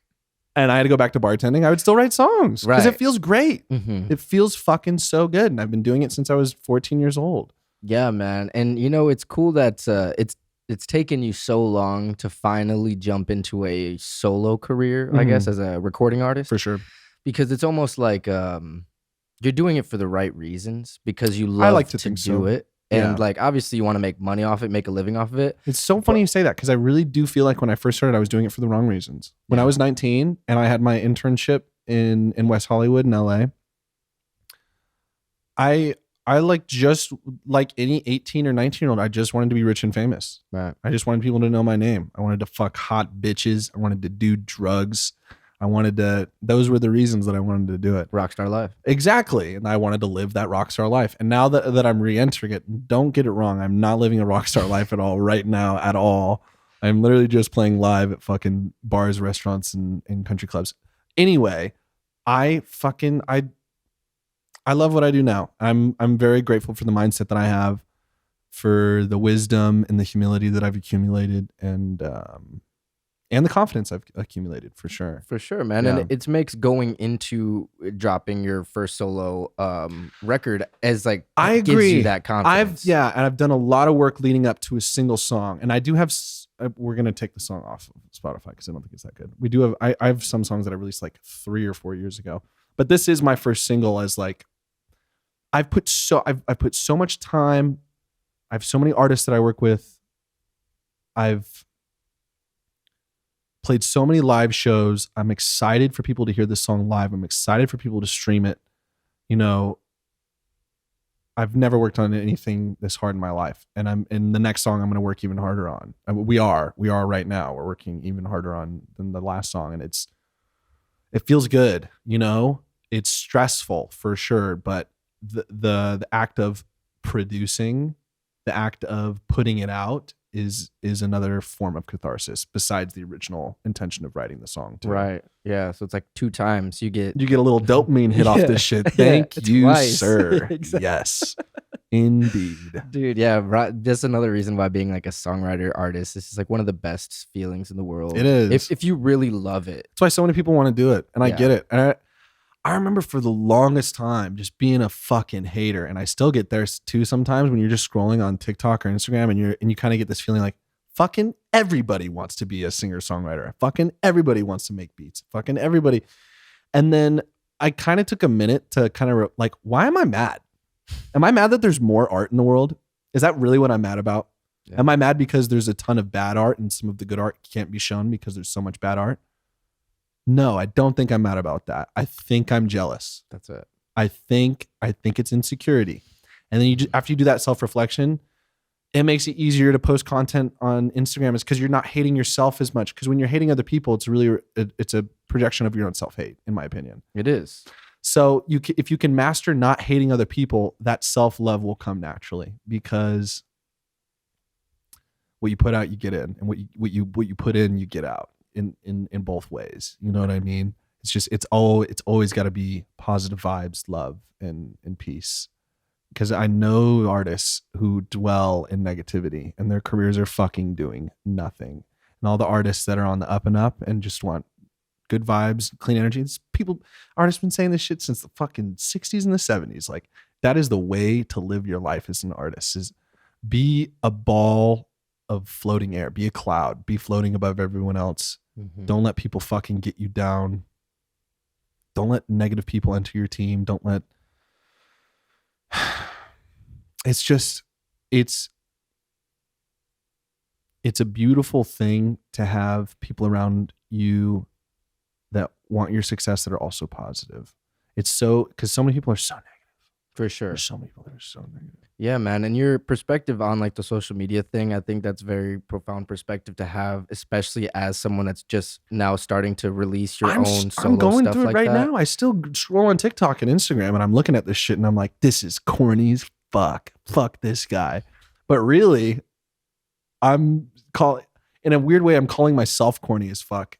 And I should shut the fuck up because I want to do what he's doing. I'm looking at this. I'm like, this is actually a killer TikTok, or this is a great way for him to market his music. And I'm like, just being a hater. Just don't be a hater. For sure. And it's a very important part of like the artist world. I mean, it's like creative artists in general, because it's like, it's so easy, even like the podcast space, you know, it's something that's for sure. Like, it's so easy to like say, I want to start a podcast. Yeah. I'm sure you've had friends that were like, dude, everyone has a podcast. Your friend. That's why it took me 2 years to make it. Because you had friends that were like shitting on your good idea, and you're like, but I think I can do it. I can talk to local artists and I can make it a really good podcast and have a good conversation. And your friends are like, but everyone and their dog has a podcast. And there's so much negative stigma that it comes with like starting a podcast. Yeah. And it's like, it's almost like if you don't really have like that passion and drive like really to do the damn thing, like it's probably gonna fail. Yeah. And it's like, that's what you're kind of told, and that's like reality for real. Like, it is true. Getting into it, it's very true. Like, if you don't go all in, there's gonna be a lot of things that everyone likes to think, I like to think worst case scenario sometimes, and it gives me some freedom. Like, what if you started this podcast and nothing ever fucking happens, but you get to have really fun conversations with creatives? Yeah. And over a few years. Fucking dope. Exactly. You get to network with a ton of creatives. You get to have long form conversations away from your phone. You're not fucking beating your head in your phone like everyone. I do it too. Like everyone does throughout the entire day. It's such a privilege to be able to sit down and have a multi-hour conversation with a person. Yes. And not think about anything else. You know what I mean? That's a privilege. It's 100%. And a lot of people won't just, you're not going to sit down with your grandma for 2 hours and not look at your phone. I'm sorry. You're not going to fucking do that. Yeah. Are you going to do that when you go on a podcast? Yeah. Exactly. Because that's what it's there for. For sure. I'm so glad that you bring that up, bro, because that's like part of the reason why I started this podcast too, because and I've said this on multiple episodes. So it's like, if you've heard this multiple times, I'm sorry, but I'm going to say it again. The reason why I started this podcast is because I'm surrounded by a bunch of people like yourself that are very passionate and very inspiring creatives and people that inspire me. And these are conversations that I have off camera. You know what I'm saying? So it's like, these are conversations that I'm going to have anyways. So bringing these people into my home and having these conversations on camera. It's transformative. It's transformative, not only to me, but like anyone listening, they could hear these stories and they could hear these stories of inspiration. You're adding value, man. You're adding value to their lives. And I love it, man. And it's like adding value to their lives, but at the same time, adding value to my life. So kind of going back to what you're saying, it's like, even if nobody listened to it, my parents watch every episode. Shout out mom and dad. Love you guys. They watch it at home in Michigan. But it's like, even if they were the only people to watch these episodes, I have had these conversations and I have these documented conversations with people that I respect, that I have in my life forever. And that right there is like enough for me. There's also, until you get into this environment, and I've only done a few podcasts, but until you get into this environment, there's ideas that you can't have unless you're here. You know what I mean? There's things that you know, but you've never fully articulated out loud that you can't articulate it until you're sitting down and with someone for longer than a few hours. Yeah. And you really get to work out those thoughts. You know what I mean? Yeah. It's like, and it's also a dojo for people who want to sharpen their speaking and communication skills. 100%. And that's it, man. I mean, that's like another reason, another thing that comes with it, with podcasting, where it's just like the more you do it, the more you sharpen the skill. Exactly. And it's You just talk to like, people. yeah, people coming on for like as from the guest point of view, like getting interviewed, and then also from my point of view, like I've been able to kind of hone in my process and my format and my comfortability on Which camera. is, let me just give you a big kudos. This set is fucking sick. Thank you, bro. I love Appreciate this setup. Thank you, bro. No, it's been a long time coming, but yeah, once it was locked in, I was like, this is it. And so Yeah. I'm like, this is at least the first version. I don't know how many adaptations of this show. There's going to be a few. You know, There always is. There always is. I mean, always this is is. already the second adaptation, but yeah, it's like I love it, man. And I think kind of tying back to like what we were talking about before, where it's like doing it like having that passion and like you starting this journey as a new solo artist, you having this like the passion and the heart behind it, rather than coming into it with like for the wrong fame and reason. money. Yeah, for the wrong reasons. Yeah, and For that's sure. and that's I think that's beautiful, bro. And I think that is going to be more like fuel to your fire For when sure. you start dropping music. Yeah, and let's say this does pick up. Let's say I end up going on like a cool tour. Let's say I have an album or two that does really well, and I get to set myself up and a few of my friends and family for the rest of my life. Fucking what?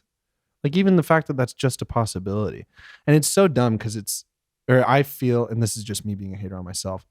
You have these thoughts all the time, and you're like, everyone thinks this, and then you have to have the thought: are these thoughts invalid just because everyone has them? Like, is it wrong for me to want to be an artist just because everyone wants to be an artist? No. Right. You know what I mean? And you'll really get into that spot when, especially as an artist or as a creative, as a podcaster, you start your podcasts and you look at other podcasts and you're like, wow, these guys are really doing it great. Like, the fuck am I doing? Not saying that your shit is dope, but like, you know what I mean? 100%. You know exactly what you I start mean. comparing yourself. Exactly. Yeah. Which, Henry David Thoreau, I think it's the thief of joy is comparison is thief of joy. Something like that. Something to that effect. I'll put the quote right here. There you go.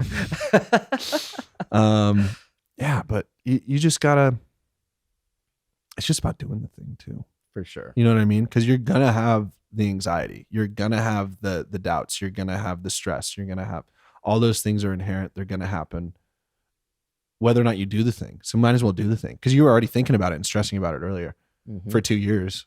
Yeah. You know, I was thinking about it for fucking so long, you know? Yeah, I mean, you For started like 5 or writing 6 music years. at 14, 14, yeah. and now you're 26, just starting your solo career. For real. Like that's, I mean, I've been thinking about it forever.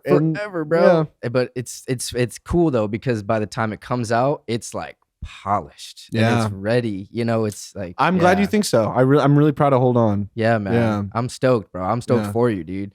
So I mean, we kind of talked about originals now, but kind of a little bit of cover talk. I want to talk about that. Yeah, I love covers. This is massive part of my job. Yeah, for sure. This is like the main thing. So you do covers. Something I wanted to ask. My question is: are you going to potentially start releasing these covers because you're doing? For sure. Okay, I cool. think I'm it'd be glad a great in the idea plan. if I should. I think at the very least, I'm going to release some longer versions on Instagram and YouTube. Okay. And then for streaming, some of my favorite artists have some smaller cover EPs. Dallas Green of City and Color has a really great cover EP where he covers an Alicia Keys song, and then he also covers a few other songs that are hauntingly beautiful. His voice is incredible. So I'm thinking if I do cover songs, one of them is going to be Comin Home by City and Color, which is a song that I'm going to play a little bit later for you. And then a few other, probably Hallelujah by Leonard Cohen. I love My Immortal by Evanescence. Another massive artist that I listen to mostly because of my older sister. Okay. Evanescence. Nice. You know the band Evanescence, Of course. right? Of course. Yeah. Wake me up. Yeah. For sure. Like early 2000s energy. Yeah. Yes. For sure. And that was such a fucking, it's a golden era of time for me. The early 2000s. Totally. Yeah. I remember thinking that it was so corny at the time. And now I look back and I think it's so fucking cool, bro. I miss it. And everyone's wearing Y2K era clothing now. It's like fucking in. Yeah, dude. That's the thing. History repeats itself is what they say. All the time. Yeah, now we're getting into that part where it's just like the 2000s era. We were in the 90s era, now we're in the 2000s era. For real. We're going to go back to the 70s here in a little bit. Yeah, it's really Something like that. Or the 60s. As we go 10 years in advance. Wait, we already did that because there was like high-waisted shit. Oh, I'm wearing high-waisted pants right now, but Nice. but I like you remember the chicks wearing the high-waisted stuff? Oh yeah. And like That the came halter back. tops and For whatever. sure. Yeah, when I was in high school, that the high waisted gear came Was back. in me too. Wait, how old are you if you don't mind me asking? 28. 28. I'm 26. Yeah, so we're 2 years. Where'd you go to high school? I went to high school in Michigan. Michigan? Yeah, Okay. so Grand Rapids, Michigan is where I grew up. Okay, for sure. Yeah, I moved out here when I was 20. So Cool. yeah, I've been almost. Why have I heard of Grand Rapids before? It's the second biggest city in Michigan. Okay. So it's kind of big. There's a couple notable people from there. Okay. Floyd Mayweather, Devin Booker. Books from there. Yeah. Oh, cool. Yeah, actually. I didn't know that. Yeah, we went to the same high school. Yeah. Gotta love that. Yeah, so You're basically Devin Booker. I'm homies with his brother. Like, oh, awesome. Like Sick. Davon, he's probably gonna come on. He follows the pod, but he's busy. He's a real estate agent now. Makes sense. But yeah, dude, it's funny. Like, I find so many people out here that are from Michigan. Like my first guest, Casey Waters, he's from Michigan, and I didn't meet him until I was out here. Yeah. And Nick Weber, he was episode 5, and he was from Grand Rapids, and he's out here. So it's like there's a lot of transplants out here from Michigan. There is. I remember when I was still bartending at Cold Beers across the stadium from Park West in the Cardinal Stadium. Glendale. No, Is that Glendale? I don't know. It's like just on the edge of Litchfield. It's Park. ghetto. It's like, do you know where Westgate is? Oh yeah, It's across the stadium, or it's across the stadium, across the freeway from Westgate. Okay, yeah, That's Park West. That area, yeah, okay. That's where I used to bartend. And because of the football games, we'd get a decent amount of out-of-state and international people. And I definitely met a decent amount of people from Michigan. 100%. A lot of, especially right after COVID, a ton of people moving from the East Coast, like Philly, Jersey, New York, Chicago. A lot of people from California, obviously. Yep. Terrible. Yeah, terrible. When all that shit happened, all of our housing went up and all that. Yeah, for real. Motherfuckers. Motherfuckers. I was really going to buy a house. Yeah, right. Yeah. And then it's just like, now it just doesn't make sense. No. Will we ever buy a house? No. Right. I was actually having this conversation with someone yesterday about how like it's almost cheaper now to just rent. It is. It's just like it doesn't even cheaper. Make sense for you with to buy. interest and how long you're going to have. It's going to be a 40-year mortgage for like 5% or like 7% is like where it's at now. I've seen in some places. And do you know the medium home price for America? Not even just Arizona, America. Probably like $450,000. Of course, dude, that's almost a half of fucking $1 million. Like you have to make, probably like $150,000 a year to buy that level of home comfortably, minimum. And that's like on the minimum low end side, like just for you to be able to make expenses and then be able to potentially maybe have a little bit of savings on the side. Your house is your savings at that point, honestly. And it's like, it's getting to a point where like no corporate job or like no jobs, or at least a large percentage of jobs that like the 9-to-5 corporate America work, they're not going to be making enough to buy a house anymore. Nope. So it's like, it's going to get to a point where you're going to if you want to buy luxuries, you are going to have to start your own companies. And it's like, it's going to be like entrepreneurs are going to be the only ones making enough money to like buy and like be able to invest comfortably. People should be able to afford a house. I think so too. That's not a crazy thing to say out loud, right? Absolutely I'm not boiling anyone's fucking water over here, am I? No, but I think it's like it's one of those things where it's like people should be able to buy a house, but it's like at the same time now it's like people are starting to realize, well, what is should? Should is that like a oh yeah, you know what I'm saying? What are you, a fucking liberal commie? Like, what do you mean should? It's like, why should we? Huh? Is the military paying for all their surgeries and breast implants now too? The fuck? No, it's like I've seen a lot of like money people come out and say like go against buying and like talk about how renting is more like lucrative and like how you can spend that same money that you're going to put down $20,000 on a house, you can put that in the S&P 500 and make a return. Mutual fund. And it's like, talking about investing, and that's a bigger conversation now. And it's just like, but that goes back to like people that have that self-employed mindset, because people that are investing, they have like, I think they have that like money makes money type of mindset where it's like putting the money to work for you. Who just want to buy a house and just want to live a normal life, and a lot of people do, and there's nothing wrong with that at all with wanting to live a normal life. They don't want to fucking be part-time stock traders. Right. You know what I mean? Mm-hmm. And for sure. It's just, it's an available investment that's just not available anymore. And it was like the most secure investment, bar the 2008 housing crisis. It was the most secure investment that anyone could make in their future and for their families for the longest time, for 200 plus years in America. And now it's just gone. Yeah. And now it's, unless you're of a certain socioeconomic class, it's a type of investment you cannot participate in whatsoever.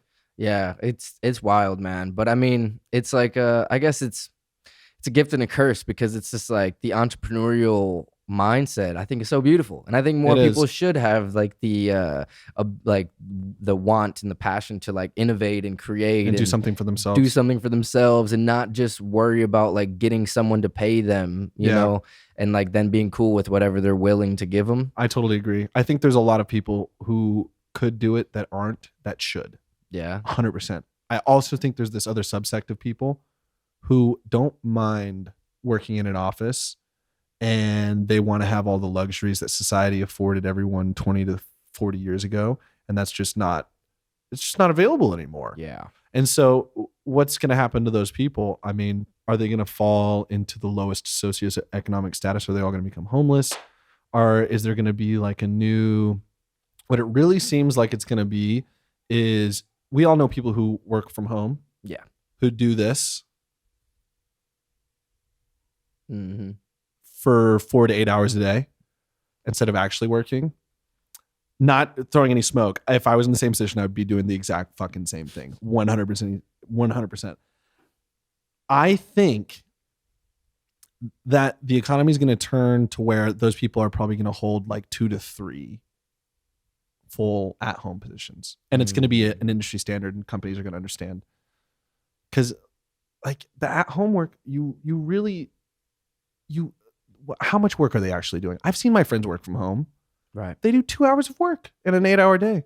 Yeah. You could have 3 to 4 of those jobs and be doing the same amount of work that you did before. And I don't know if that's the solution, but it seems like that might be an inevitability. I know friends who have more than one at-home work position. They make a fucking killing.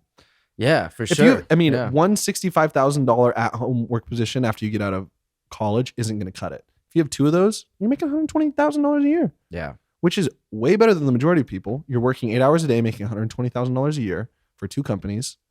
I just think people are going to end up dividing their time between companies. People who are part of the normal part of life, where they're just like, I just want to have my job. I want to do my thing. I want to hang out with my family when I'm not doing my job.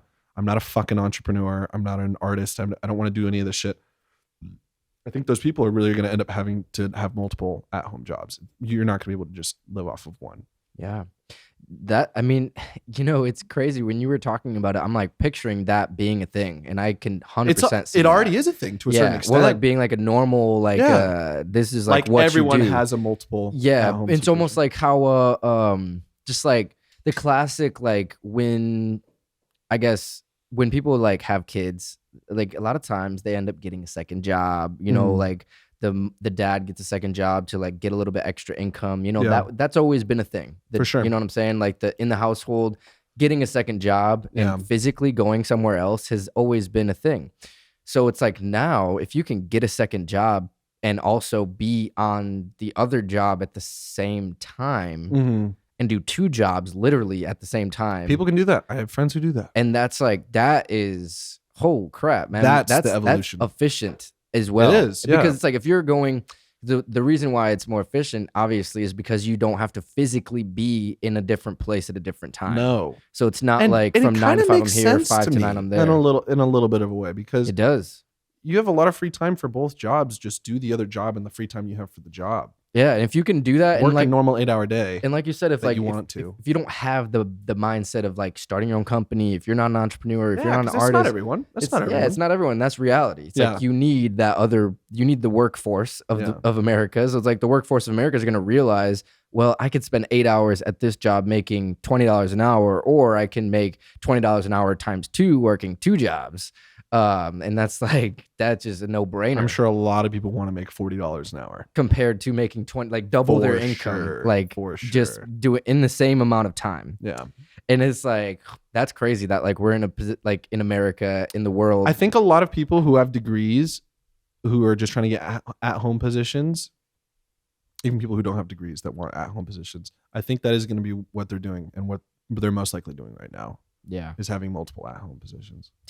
That's smart. Good for It them. is. But it's just like that kind of goes back to like the evolution of like money, where it's just like, whereas before you could get away with just working a single job and then be able to buy a house. Whereas now they're forced to have this innovative thinking of like, well, I can't even make ends meet Yeah. working the $60,000 job. I have to get a second job. People just were having to a make very similar conversation in 2008 for sure. Yeah. Talking about having multiple jobs and create new revenue streams. And some people were becoming self-made multimillionaires by flipping houses. And like, there's a lot of those people who were like, if you just have an entrepreneur's mindset, it's not made for everyone. Although the people that they did influence, I'm sure are making a fuck ton of money now. Because flipping houses and being in real estate is one of the fucking things you can do to have generational wealth for sure, dude. Yeah. Anybody that started in real estate in like 2018, ooh, you are killing it right now, I'm sure. Because which is what's so sad to me to hear, that there's like some really big financial people that are saying, well, maybe rent, don't buy a house. Right.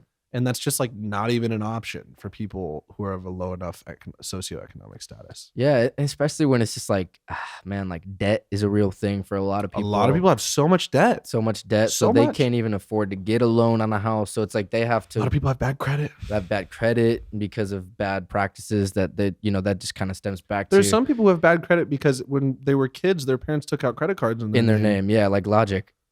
Logic talks about his dad. I had friends that they lived in my car at one point when I was living in LA. They were really good friends that I made music with at the time. And they were telling me about how their parents, not even as like a fucked up, I think it might've been a little fucked up in Logic's situation. It was like they needed to fucking pay for food and like housing and shit. And they were maxed out on their credit cards and their credit was terrible. And they could take out shit on their kids' names. And they're like, how are we going to subsist? So they had to do that. And so like they're entering life at a lower socioeconomic status because of the situation that their families were put in. Wow. Fucked up, man. And it was, and just like you said, it wasn't even like on some shiesty shit, No. like Logic stat. It was just like pure necessity. Like if we wouldn't have done we need this, diapers, like and food. And it's just like your parents can come to you and say like, hey, if we didn't do this, like we would have been on the street. But now when you're 18, your credit score is 320. Yeah. And then you're like, what the fuck, mom? Fuck. I'm trying to buy a car. You couldn't have let me shit on the floor one time? I didn't need diapers all the time. Oh man, this has been a great conversation. Yeah, man. I've had a ton of fun. Yeah, dude. Have me back, dude. I'd love to. I mean, I haven't done round 2s yet, but like, let me know after you have cash on. Have cash on first. Yeah, bring me back. Yeah, in 2024, you're gonna be on for a round. Would love it. Yeah, I'm definitely gonna be releasing another song in 2024. Yeah, I mean, sure you're gonna be releasing consistently, man. I am. Yes, indeed. So I'm gonna check these, see what we got here. Do you mind if I take a quick break for bathroom and water? Yeah, okay. For sure. That sounds good. Hey, Martians, real quick. I appreciate you taking the time to listen or watch wherever you are in the world. Over the last few months, the Martian family has grown so much. I could not be more thankful for all of my guests and every single one of you who continue to tune in every single week. Subscribers, ratings, likes, and comments all help us grow here on Mars. And it would mean the world. If you haven't already, please go to onmarspod.com/subscribe to subscribe on YouTube. Like and leave a comment, rate us on Spotify. All this good stuff helps keep the engine running to inspire Martians all over the world. P.S. Follow us on Instagram @OnMarsPod. Okay, let's get back to it. Whew. Yeah. This is fun, dude. I'm having a great time. I love doing this podcast.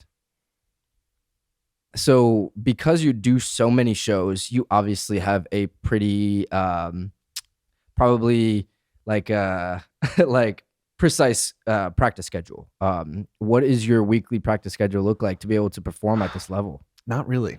Really? Yeah, I play so much. It's kind of like the practice. The performance is the practice. Okay. So what I'm doing in my free time with music is usually either writing or I'll spend a lot of time just with my guitar in my hands, playing a chord progression over and over again and like humming and like just trying to find something that I resonate with. Just writing. I'll spend hours at a time, not even like actively trying to write a song, but just trying to like be with my guitar. I sound very hippie and esoteric right now, but I really do that. And sometimes I'll just sing and like sometimes it is like practice where I'm singing or playing a song that I'm going to play live, but I'm not playing it live because I don't think it's good enough to play live. Like I already ripped that song live.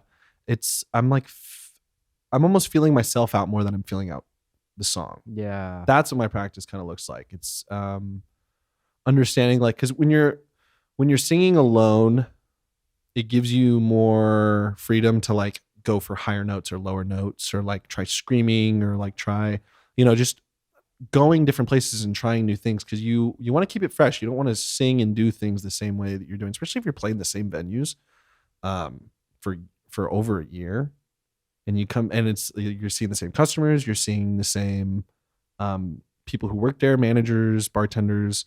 If you don't add songs, take away songs, make songs sound new and different, you don't try to like reinvent yourself on a regular basis, people are gonna get fucking bored. Yeah. People are gonna get fucking bored. For sure, man. Yeah. So that is your practice, where it's almost like more like a meditation in a way.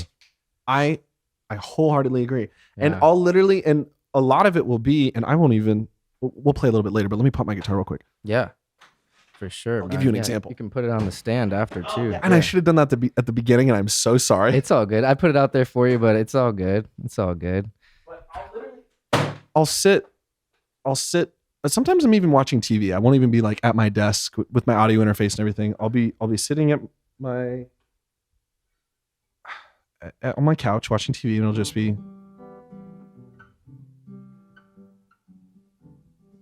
and I'm just noodling the entire time.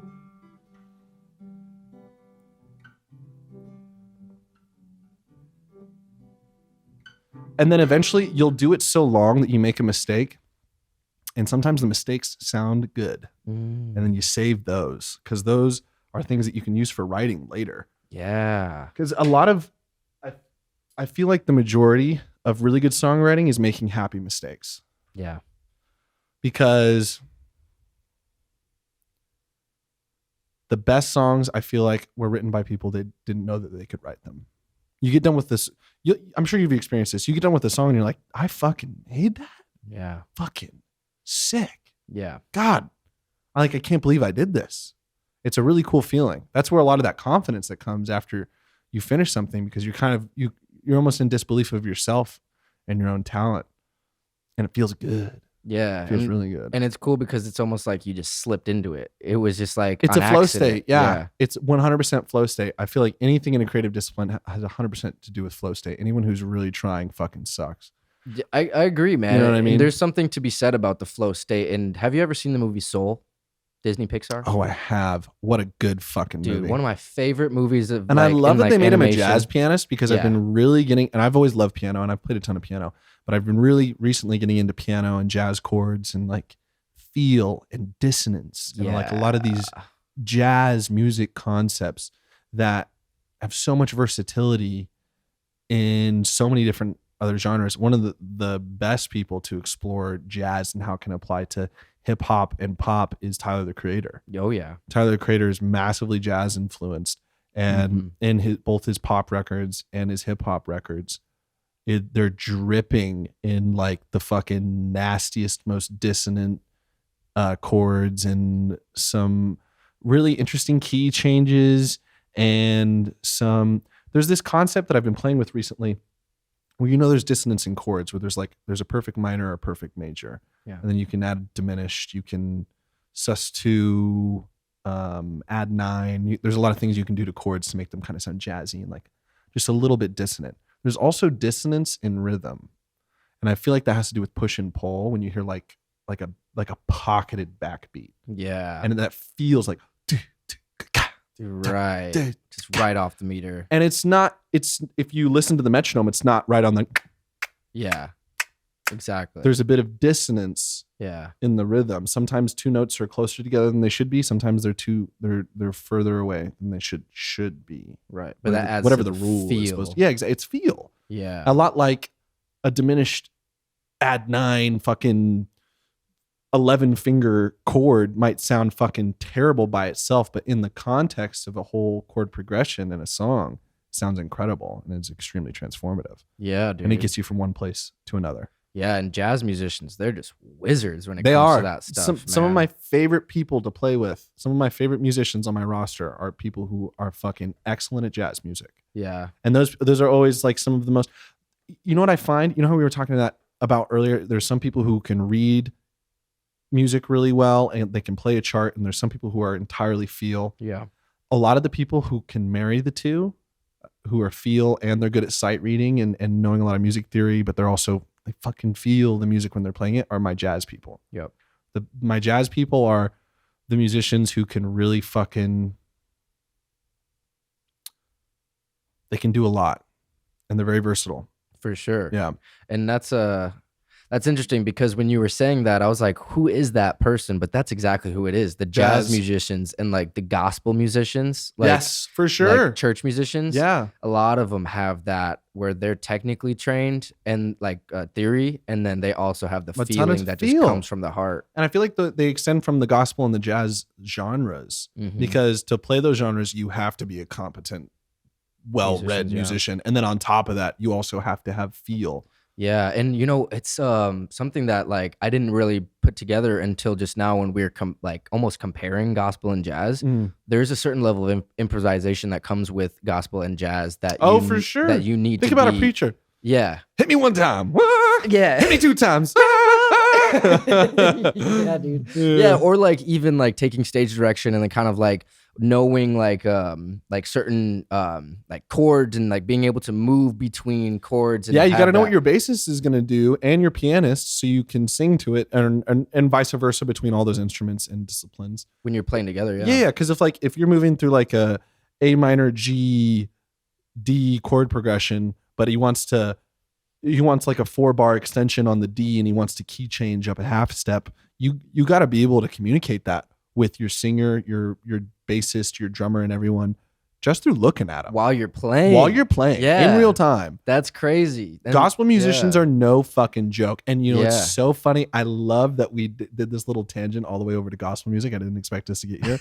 But a lot of the musicians that I play with play at churches. Yes, dude. And a lot of the really good, high-paying, consistent work every Wednesday, Saturday, and Sunday, places like CCV, I can't name all the churches off the top of my head. I can only think of CCV, but there's a ton of churches that pay artists really, really well here in Arizona. Damn, I didn't know that. A lot. That's cool, man. There's a lot of work for artists at churches. That's what's up, man. I actually know someone that plays for their local church as like the drummer, but I didn't know it was like a real thing. Like more. Some don't pay, a lot do. Yeah, that's or at least a lot of that I've heard of. I really don't go to church myself. Yeah, for sure. Yeah, myself, I grew up in the church, and so I was part of like music and stuff in church. Oh, cool. Like briefly, like I was involved because my uncle was the sound mixer for our church. Oh, cool! He was the audio engineer. He was the live sound engineer. Yeah, exactly. I love that, which was really cool. So I was able to like go early and like see them rehearse and stuff, and see the band and stuff like that playing. And I remember something I talked about with my homie Jackson that was on episode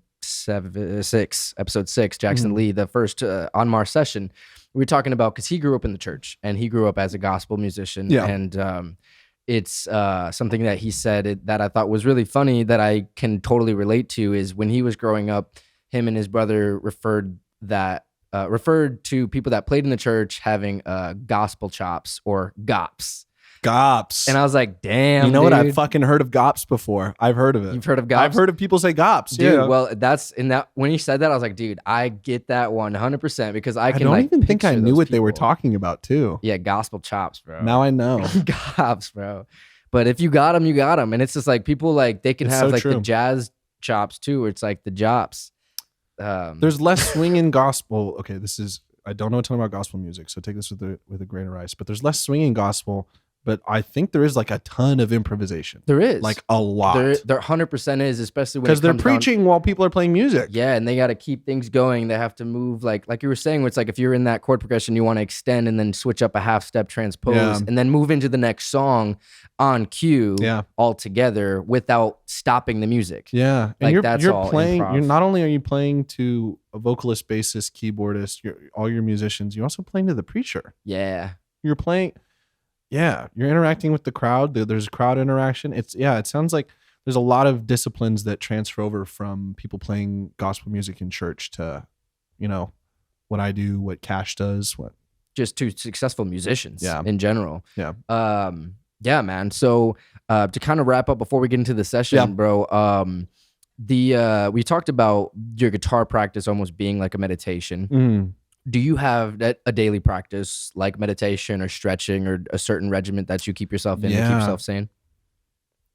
This is something that I've been trying to develop recently. And I'm a person who really struggles with executive function just because I've had like really, really bad ADD and ADHD from like a very young childhood. So, but the hyperfixation plays into me being really good with instruments and singing. Because when I first started singing or playing any of the instruments, I actually had zero natural talent to sing. And all of it was developed through me just like banging my fucking head into a wall, just being like, sing better, like control your breath. Don't be as nasal. Like, and me working with my vocal coaches and stuff. And recently I've gotten into a more regimented practice. I've been actually sitting down and practicing piano just because I'm going to very soon. Check me out at my live shows, wyattbarry.net. I'm going to be playing piano live here pretty soon too, which is going to be really sick. I've been working on it for a long time. But like routines, my biggest routine is just get up, get sunshine as early as possible. I like to fall asleep with my phone in a different room. Yeah. Wake up, make sure the first thing I do isn't look at my phone. Get some sunshine. Like I go on my back patio. I try to like look directly at the sun, not for a long time, but like sync those circadian or whatever it is, circadian rhythms, something like that. But it helps you regulate your sleep if you get up and you look at the. Yeah, I've just been trying to optimize sleep. I've been trying to do a bit better with a morning routine. I've heard that before. The sunlight before screen light is how they say. Yeah, I've never heard that, but I do that. Yeah, no, sunlight before screen light. Yeah, yeah, I agree with that wholeheartedly. It definitely starts your day off a lot better.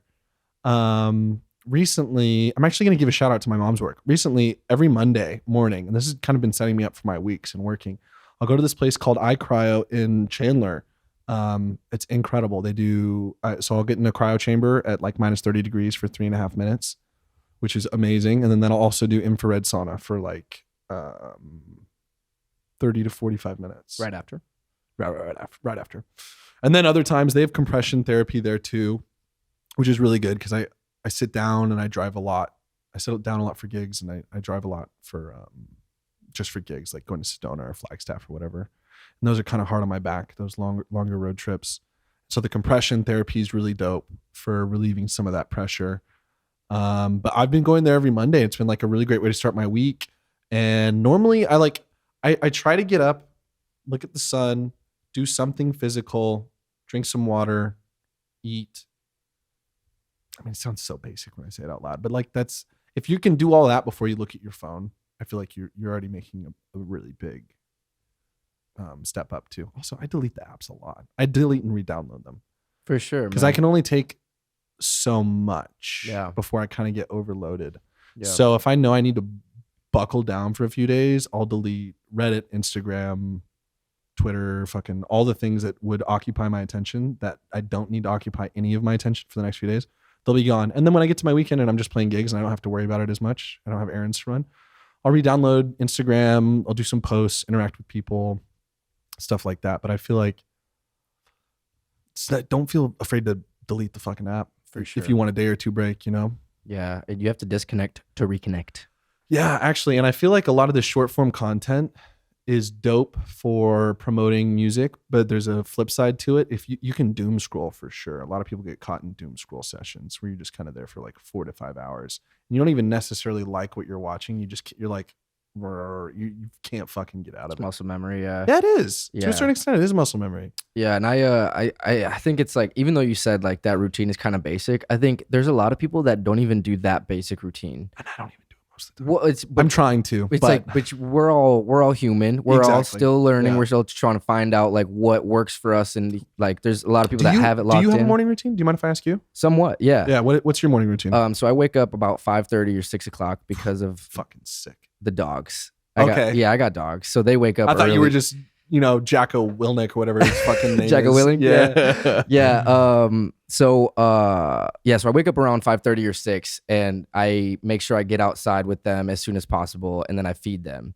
And then I take them back outside afterwards, and then I'll stretch after I brush my teeth. I like to attach things to certain things. So it's like I'll brush my teeth. That's smart. And then attach, like once I brush my teeth, right after that I'll go straight into a 10-minute stretch, once I finish the 10-minute stretch, I'll go straight into 10 minutes or 15 minutes of meditation in that same place. That's sick. And this what is kind of meditation are you doing? Headspace. Headspace. Yes. Headspace is great. Everyone uses it. And this is not me shitting on Headspace. A lot of people I know use Headspace. Yeah, and it's like, and I think the only reason why I use Headspace is because like the user interface is easy. Yeah. And it's like, it's all organized. So it's like, all I got to do is just press play on it. And like, I like guided meditation. Guided meditation is great. Because I've been in meditation. There's been phases. There was a time when I first really started meditation in 2018 where I was like, I was really deep in it, and I was like every day. And I think I had a streak, like, because on something, it was like I was manually logging my streaks on an app called like Mindfulness or something. Because at the time I didn't have the Headspace app, I just had the Headspace audio files. So I was using those audio files, but then marking every day that I did meditation. I was on like a fucking 100, 200 day streak or something like that. And it's just like, I felt so good. And I was like in a place where I was running every single day, and I was like playing basketball every single day and like being super physical. And that was like my best version mentally. And then, obviously we all kind of go through our highs and lows. Peaks and valleys. So like now I'm finally, thankfully getting to a point where I feel like back into that move of like everyday type shit. And I think that's like something that I feel like really, I kind of had a similar experience recently, where last year when I first started, after July happened and I had 30 gigs in a single month for the first time, I was like, my throat was fucking killing me. And I found out the steam room at gyms really helped. So I was just going to the gym. And I started going to the gym with my homies, and I never really exercised like that before, but I was like consistently exercising almost every day and going to the steam room or sauna for like 6 months straight. I felt fucking incredible, man. It's insane how much better you feel when you didn't even know that you would like feel like this. And now I'm starting to get back into it. And now I'm doing like the infrared sauna and the cryotherapy, and I'm doing some cardio when I can find the time. But yeah, it's I feel like the morning routine, and I love hearing about your morning routine. Your morning routine sounds very sick. I feel like if I had your morning routine, I'd be Elon Musk tomorrow. But my morning routine is like it's like 50% accomplish rate, and half the time my guilty pleasure is wake and bake, just because I've been doing it for so long. Yeah. And I still love weed, and I'll probably always smoke weed, but I feel like there's a direct correlation between my productivity and me smoking weed. Crazy to say it loud, right? You know what I mean? Yeah. And if I don't smoke weed in the morning and I do a ton of things that are like some self-care routines, and I start my day and I have a good day, and then I smoke my joint at the end of the night, that's kind of like a little glass of wine, just a little accoutrement on top of the day. Yeah. It feels way better. For sure. Dude. Rewarding yourself in that way feels way better. Dude, and it's funny when you say that, because I smoke weed too. I was in the cannabis industry. We can smoke a joint after this if you'd like, by Absolutely, the way. I have half a joint in my car. Perfect. No, I got some stuff here too. Amazing. But dude, I'm 100% with you on that, where it's just like the clear mind, like of not smoking in the morning. Cause I, was similar in that, like the wake and bake, just because it's just like a I don't know, I hate to say habit, but it's like just part of like the routine in a way. What, did you smoke in high school and get high in the mornings with your friends? Of course. There you go. And that's it. And it's funny because like the wake and bake, that was classic, but it's like now as an adult, like almost 30 years old, I'm able to physically see the difference.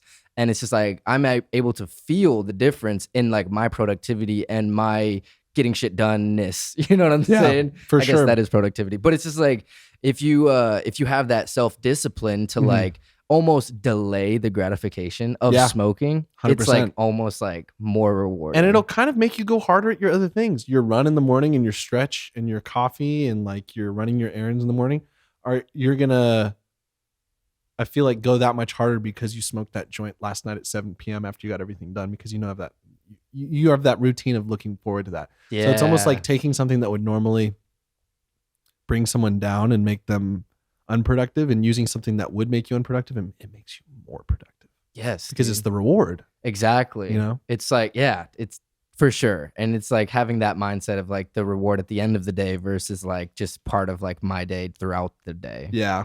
Yeah, and more people need to be like honest with themselves about the stuff, man. For sure. A lot of people are just smoking weed and pretending like it's fine to do 100% of the time. For some people, maybe it is. I'd make the argument for most people it's not. Yeah, honestly, for sure. And this comes from someone who loves to smoke weed. Who's about to smoke weed with this guy right here. But Hey, indeed, man. fucking. I mean, it's bags of Doritos or donuts. If you're eating too many of them, you're gonna become a fat fuck. Yeah, You know, and yeah, moderation is key. moderation is key in all things. You know. Yeah, dude. Well, shoot, let's get into let's it, get man. into it. So today, for the second time ever, we have another On Mars session. Wyatt decided to play some music for us today. So we're going to go ahead and get that set up. We might have to do a little cut, but yeah. I'm good to just plug in, yeah? Yeah.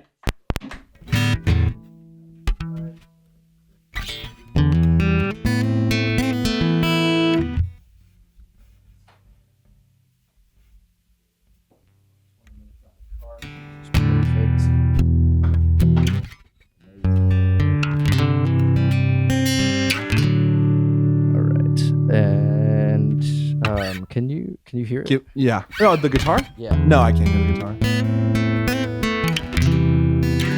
I think it's recording though. Yeah. Might be peaking too. I can turn down if you want me to.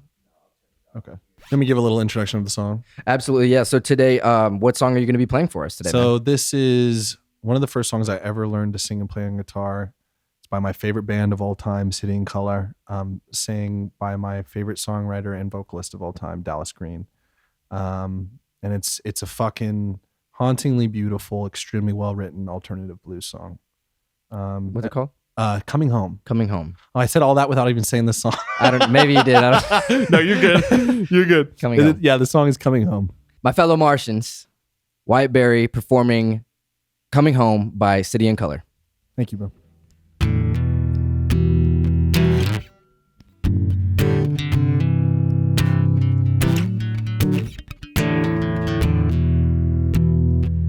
Well, I've been down to Georgia. I've seen the streets in the West. I've driven down the 90. And hell, I've seen America's best. Well, I've been through the Rockies. And I've seen Saskatoon. I've driven down the Highway 1. Just hoping that I'd see you soon. 'Cause I'm coming home. I said I'm coming home. Coming home.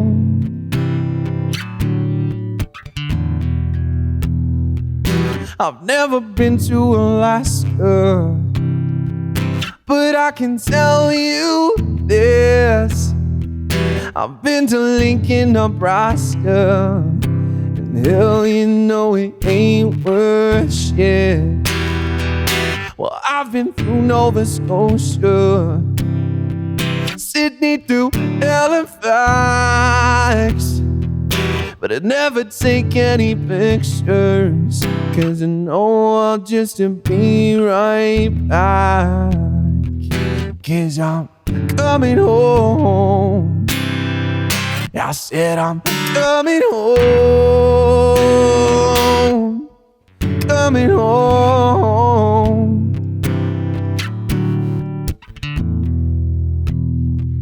I've seen a palace in London. I've seen a castle in Wales, but I'd rather wake up beside you and breathe that old familiar smell. I never thought you could leave me. I figured I was the one, but I understand your sadness, so I guess I should just hold my tongue. 'Cause I'm coming home. I said I'm coming home. Coming home.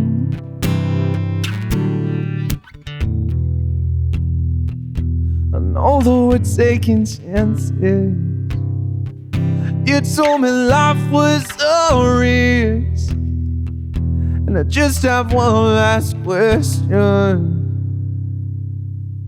Now will it be my heart, or will it be his? 'Cause I'm coming home, coming home,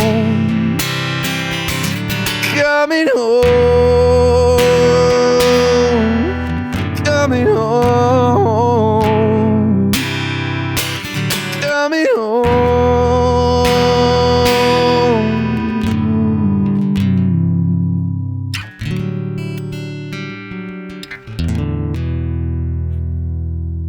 Yeah, dude. Thank you, bro. Thank you for having me, bro. This This was a ton of fun. Yeah. Of course, dude. Yeah. Thank you for coming. Thank you for spending the I've been time. saying all dude. day, no vocal warm ups. Dude, that was amazing, dude. Very raw. Your tone is great, Thank you. dude. Like, yeah, I love it, Put man. this back with the guitar chord still in it. Yeah. Yeah, we'll leave that on for a second. But No dude, worries, please. dude, thanks again for coming Yeah. on. Let's my pleasure. like send people out. So Wyatt Barry online on Instagram at Wyatt Barry, and it's BARRY. BARRY. Yeah, so on Instagram. BARRY. And in the link in my bio is my should just be my link, has all my stuff, has my calendar on it. Please go buy merch. It's the biggest and best way to support me. And when this pod comes out, my song Hold On is going to be out. We're also going to be selling a limited run of these Hold On shirts. That's me. And they can find that at wyattbarry.net. I fucking wish. You got to go to my Instagram and click the link. Okay. It's on a Printify shop right now. We're still figuring out all the kinks with the merch. Hopefully by the time this comes out, we got all the kinks worked out. But please go buy merch, go support me, come to a show. If you enjoyed the music, or you listen to me on streaming services and you really want to support me, my Cash App and my Venmo is in my link. That's also a great way to support me. If you don't want to spend, I think it's $35 for a shirt, and you want to tip me directly, please do that. Would help out a ton. Thank you for having me, man. I really appreciate it. You're welcome, man. Yeah, support your local artists, man. I mean, 100%. this dude is a hard worker. He's doing, so many shows a month. If you're in the Scottsdale, Phoenix area, wherever you're at in Arizona, come check this dude out locally.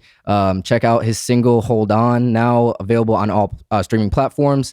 Follow me on Instagram at OnMarsPod. Go to onmarspod.com, and we will see you guys next time on Mars. Love you guys. Thank you. Thank you.